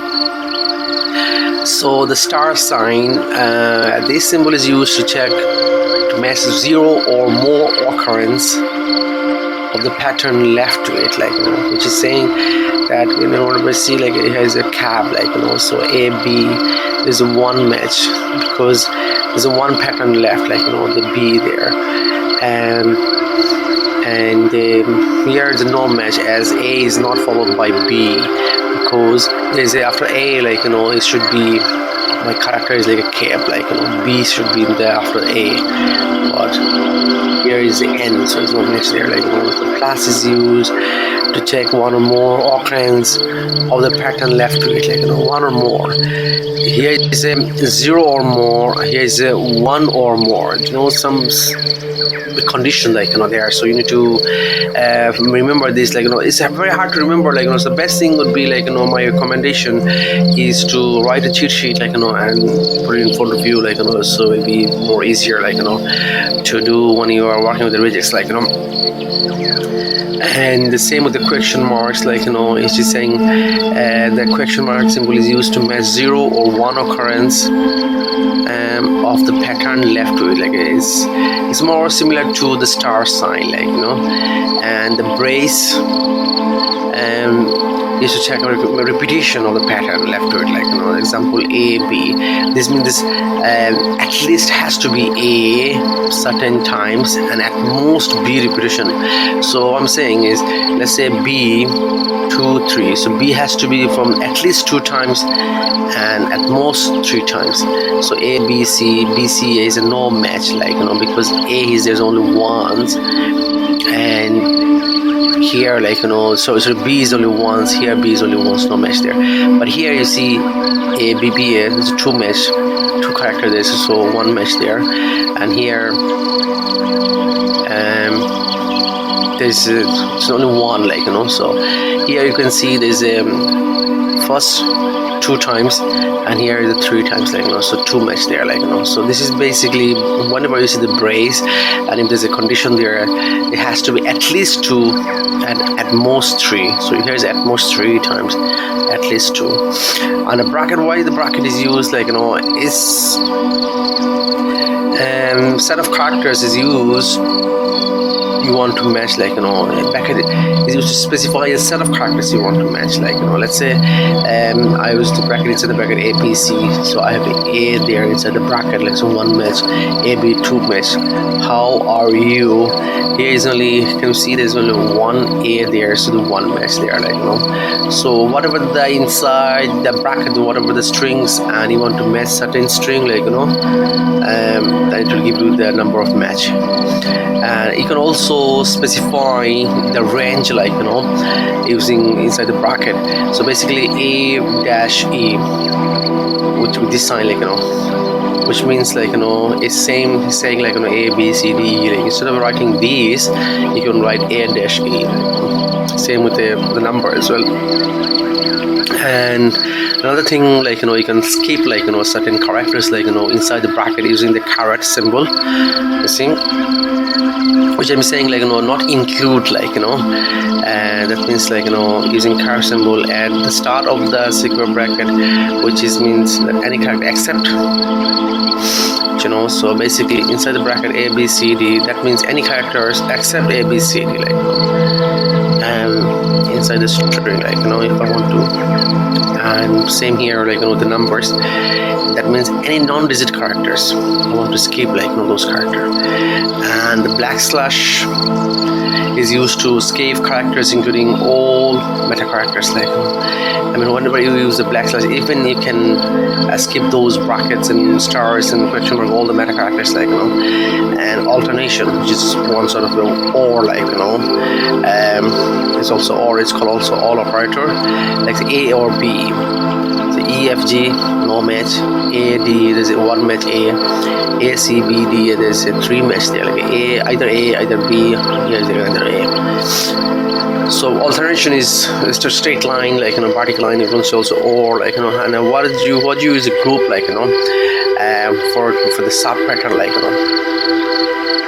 So example X or Y or X. Oh, sorry, it should be Z. So and ABC, match any string either X or Y or Z followed by ABC. So I'm saying inside the string like you can match either any of these has to be followed by ABC. So X, Y, ABC, there's a no match, and because there's a gap there like the string, and here is the X, Y, ABC, there's no gap, there's a followed by ABC. So either X, either Y, either any of them like here is a one match, the two match there like so. So also there's some other characteristic like which you can has their own meanings like when we use like backslash capital A, which is the match if any specified characters are at the start of the string, and small v backslash beginning or end of the word. So here's a at the start of the string, and here is saying like character at the beginning or end of the word like Same with the capital B backslash is opposite side of the small a, just saying are not at the beginning like if you use the small v, which is saying at the beginning or at the end, and I'm saying if I use the capital B, which is saying not at the beginning or not at the end like and the D with the digit like decimal digit like same small d and capital D, and S used for the white space like if there's any white space like and capital S for the non-white space, and there is a small letter like W and capital W like match with the alphanumeric characters like so. And this is a very important website like so if you want to get a more deep down like about the Regex like and you can practice yourself like all the patterns like it will give you all the tutorials and all the documentation what exactly is meaning like go to that website regex101.com like you'll find plenty of helpful hints and over there like so what we'll do next we'll go through like example like and writing some Python code like and we will use those meta characteristic and special sequence like how you can use like and Python has like RE module like so whenever you use the RE module there's special method as well like special function as well like so we will see all of them like now we will see the example like with all the meta characteristic like how you can implement all the conditions like so first we will do import the Python RE module like and once you import now, so let's say we write a text like programming and copy this line and I'm going to so basically what I'm saying is a period is used to match any single character except new lines. So if you want to find out let's say Python,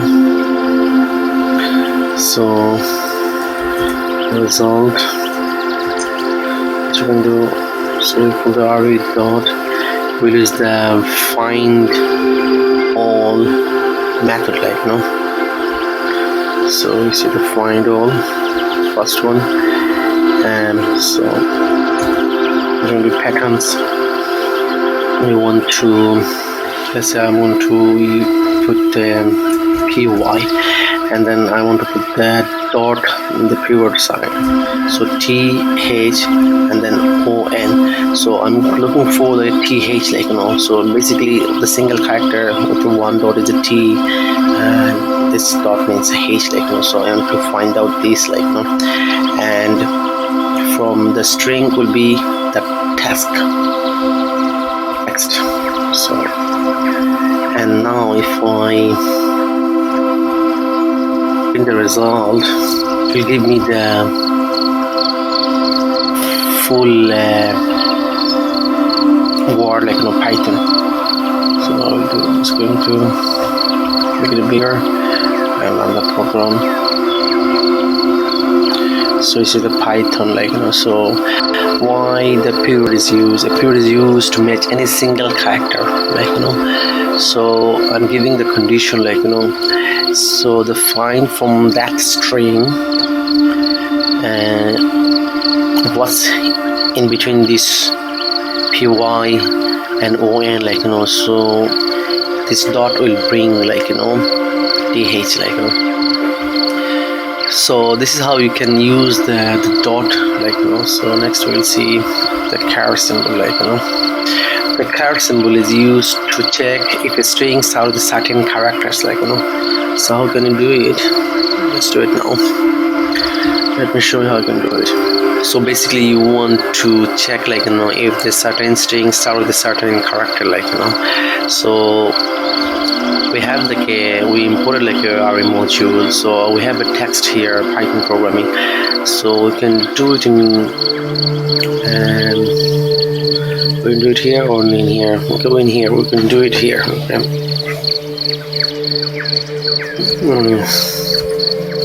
Result. So re dot find all the pattern. I want to check the caret sign and the Python. I'm asking is the string starting with the Python character, and then with the text. And we will see, we put the condition here. Okay, so I'm saying if third result is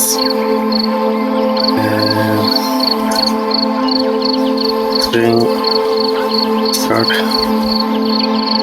with Python or else, okay, different.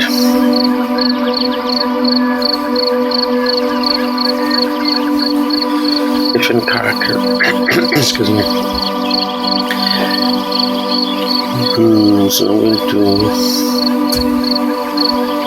if I run the program now. Yes, the string starts with the Python, so I'm saying that if I use that condition, caret symbol, and I'm asking, is this the string starting with this pyth, so because the condition is the caret symbol is used to check if the strings are with certain characters, so it's starting with a p, that's so yes, strings are. So the next two we'll see dollar sign, why the dollar sign is used, the condition. So dollar symbol is used to check if a string ends with certain characters. So it's the same, basically the same concept goes with the pattern, which will put the end, oops, dollar sign and text. So I'm just going to copy this and change from there and comment this. I run the program now. Now it's end with a different character, so let me check what happened. So what do we need to do here? Because the condition is the dollar symbol is used to check if the string ends with the certain characters, so because here is the string Python programming, so it should be end with the programming, I put the Python, so we'll put the programming should be Python, and we'll run now. Before that we'll just comment this, and if we run the program and to the condition, yes, the string ends with the programming, so this is how the dollar condition it works. So next we will see we'll see the star condition, like how you can use. So what we'll do, we'll copy our initial text from here, and so it'll be easier to see the pattern, which will be, I'm saying check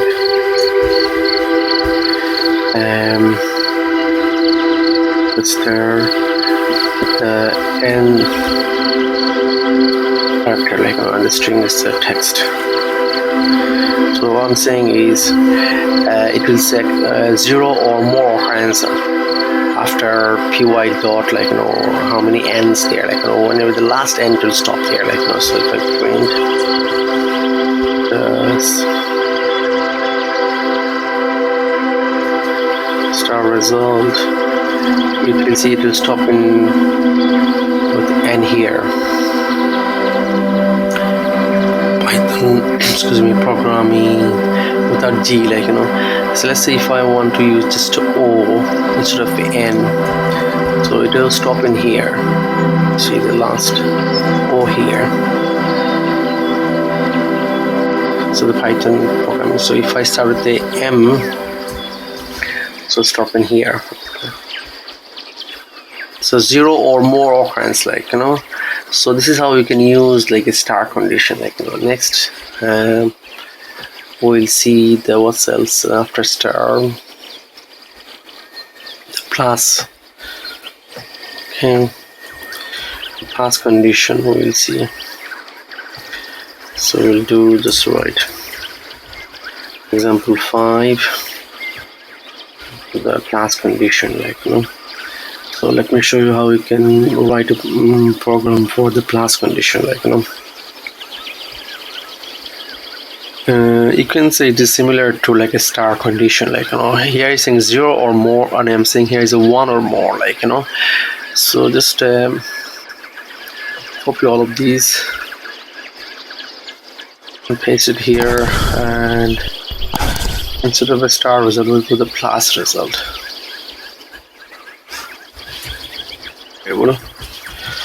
The result in here, and instead of a star here will be the plus sign. So if I run the program now,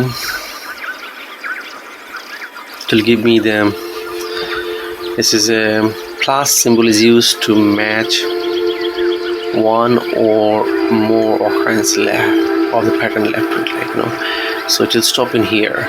So just going to uncomment this one for a while, let me run again and see the Python all the way in here.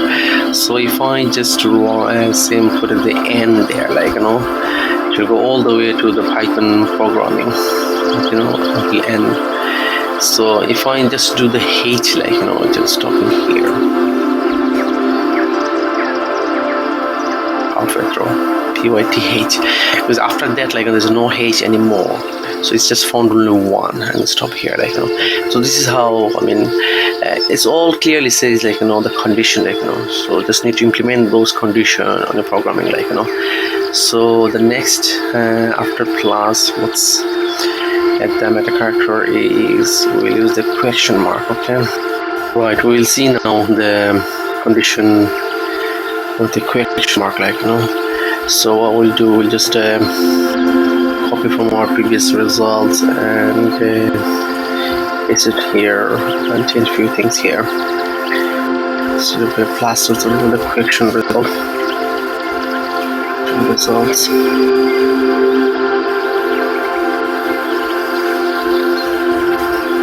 And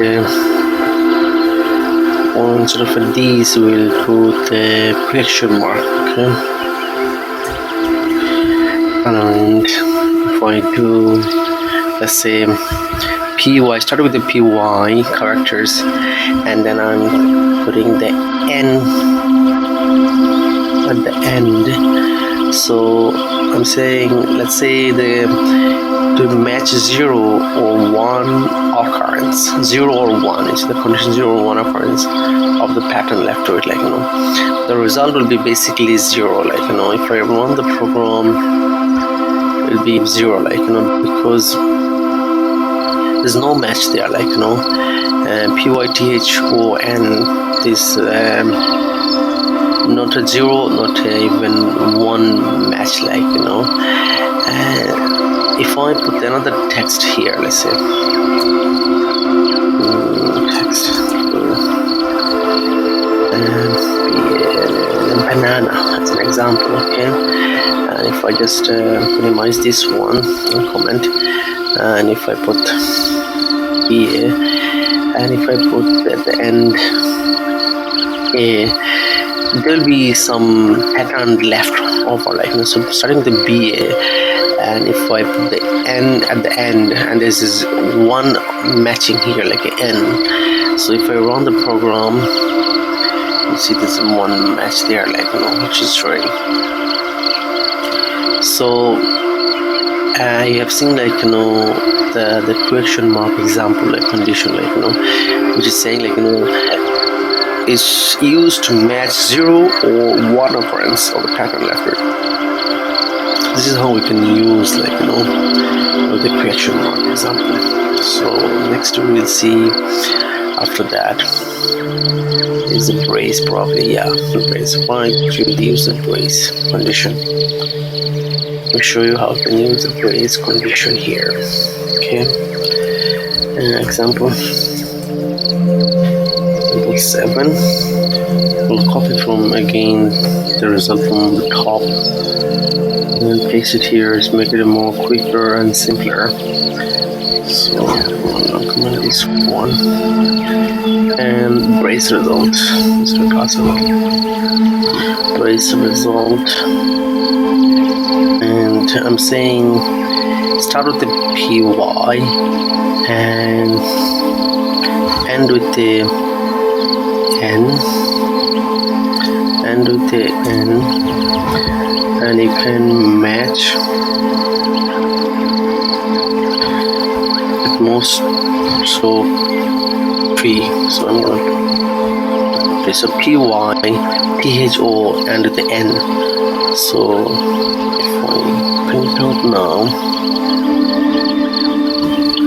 brace result to give me the Python. So I'm saying the brace is used to check repetition of the pattern left to it, and examples at most, and so it's starting with the PY followed by exactly 3 any characters.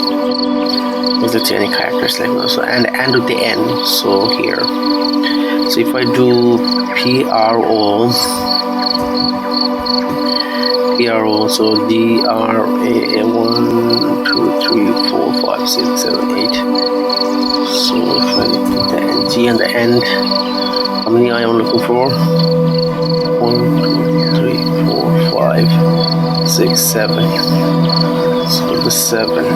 Exactly any character is 7. So this will give me the programming. You know, so you see how you can use the brace, like, you know, in the string, inside the string, like, you know, the condition. And after the brace condition, what's next? And probably bracket. Okay, why do you use bracket? Okay, we'll go through the example, like, you know, how we can use the bracket or changing the those breakpoint. Example 8. Example 8. Bracket is used to specify a set of characters you want to match, like, you know, small, very simple, like, you know. So let me do it. As usual, we will check from there and here's the bracket result. Bracket result. Now, so what will the condition? We'll use the condition that inside this string, like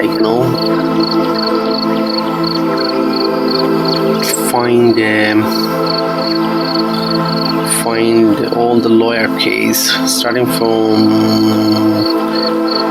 from the A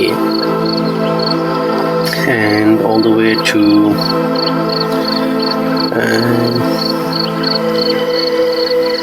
let's say keep them. If I give you the Z, it will give you all the characters, whatever I hit here, all the characters. So let's say we give the Z, and then we'll run the result. It will give you the list and separate each character.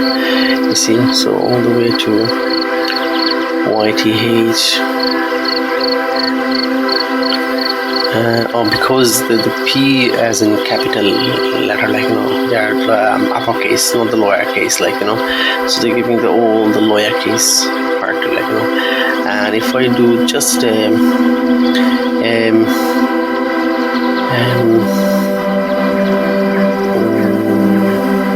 H, A to H, only few characters will give me, so starting with the H, here you find H, and then the G here, and then A again here, and the G here, so this is how the square bracket is used to specify a set of characters that you want to match, so starting from A to H, from this string, it will give me all the lowercase, and the next we'll see how we can use the condition for probably backslash. So we'll see how we can use a backslash. Let us do it now. So how you can use that condition backslash. Backslash is used to escape characters, including all meta characters you can use, so what we'll do, I'll just give you a quick example. Let's say we just write Python programming 2021, and there's a few things will change here. Backslash, and change it here as well, and so I want to find here backslash D, all the digit, so if I just get here, just to give me all the digit, I'm escaping rest, I'm just going on with the digit. But if I use a capital D, it will skip and the digit, and it will give you all the text, the character. So you see the special sequence, we have used in here.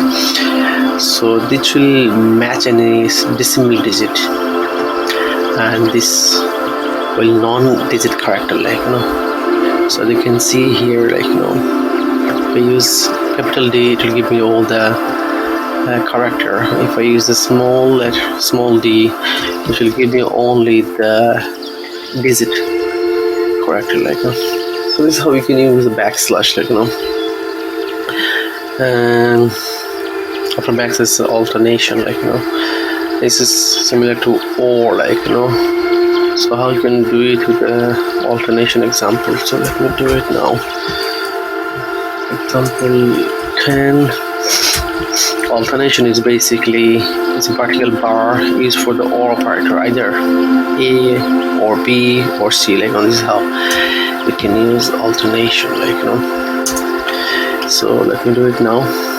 So we'll use the condition here. So what we can do, we'll get one of the example from here, and we'll change a few things.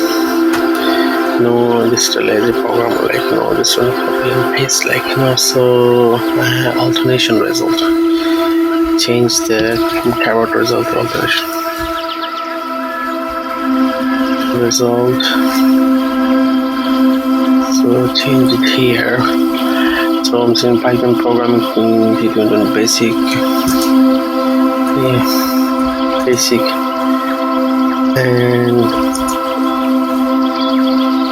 and advanced.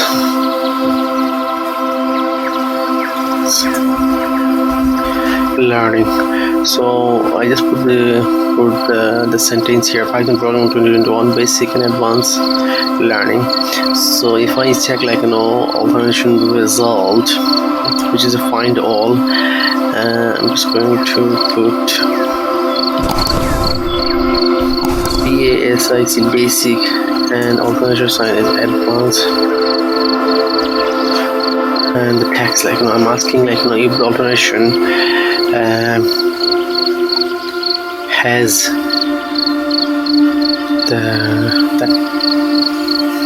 the result, it will give me the yes match, and if it doesn't match, so it will give me false, no match, so instead of advanced we will put the missing niche, let's say,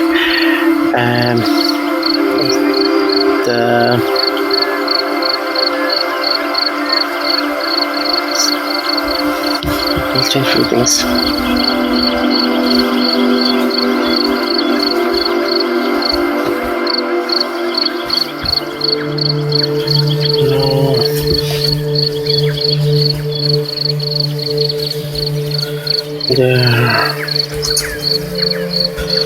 Match. If I run the program now,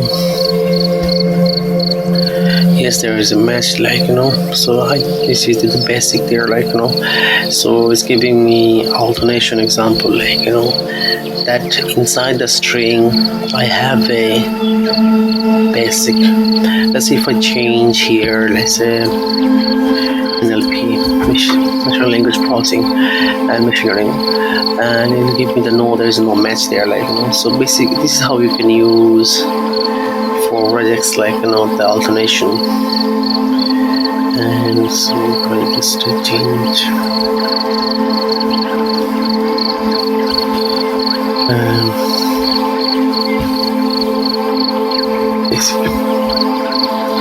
right. There are others methods are available in remodules, a couple of them will go through here now. Okay, so you have seen in here that fuse \capital A,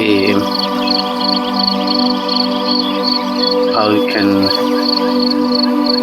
do it with this, it says that if you use the /A,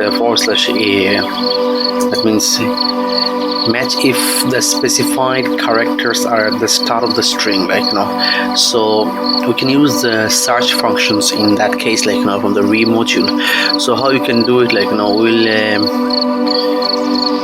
we'll copy the text from here,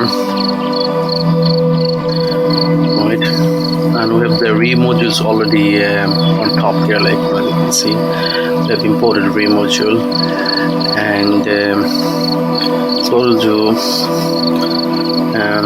so we have a text here, and we are going to find the search function. We'll use the search method, let's see,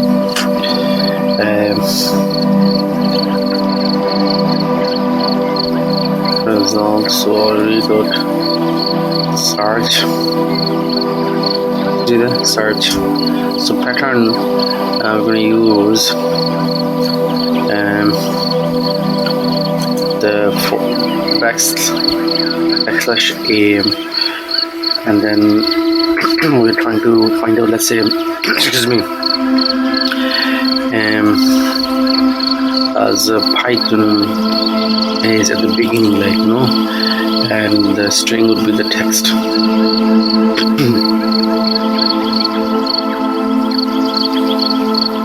But you can use the if and else. Excuse me. We can use the if else statement here, to check, whether it is found or not, So what you can do, just copy it from there.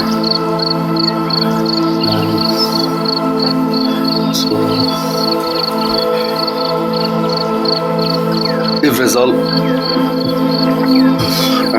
if it's found, like then it will, yes, there is a match,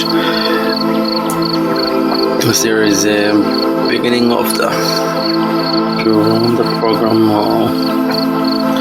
Let's document those. Yes, there is a text in the beginning, so that means they're using the search function, so we can check whether the Python is in the beginning, let's say if you started the programming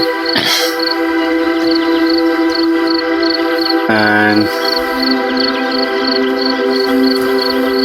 if you try to say whether it's in the beginning, because the whole point is backslash capital A will give you the result whether it is in the beginning, but the programming is not in the beginning, in the middle.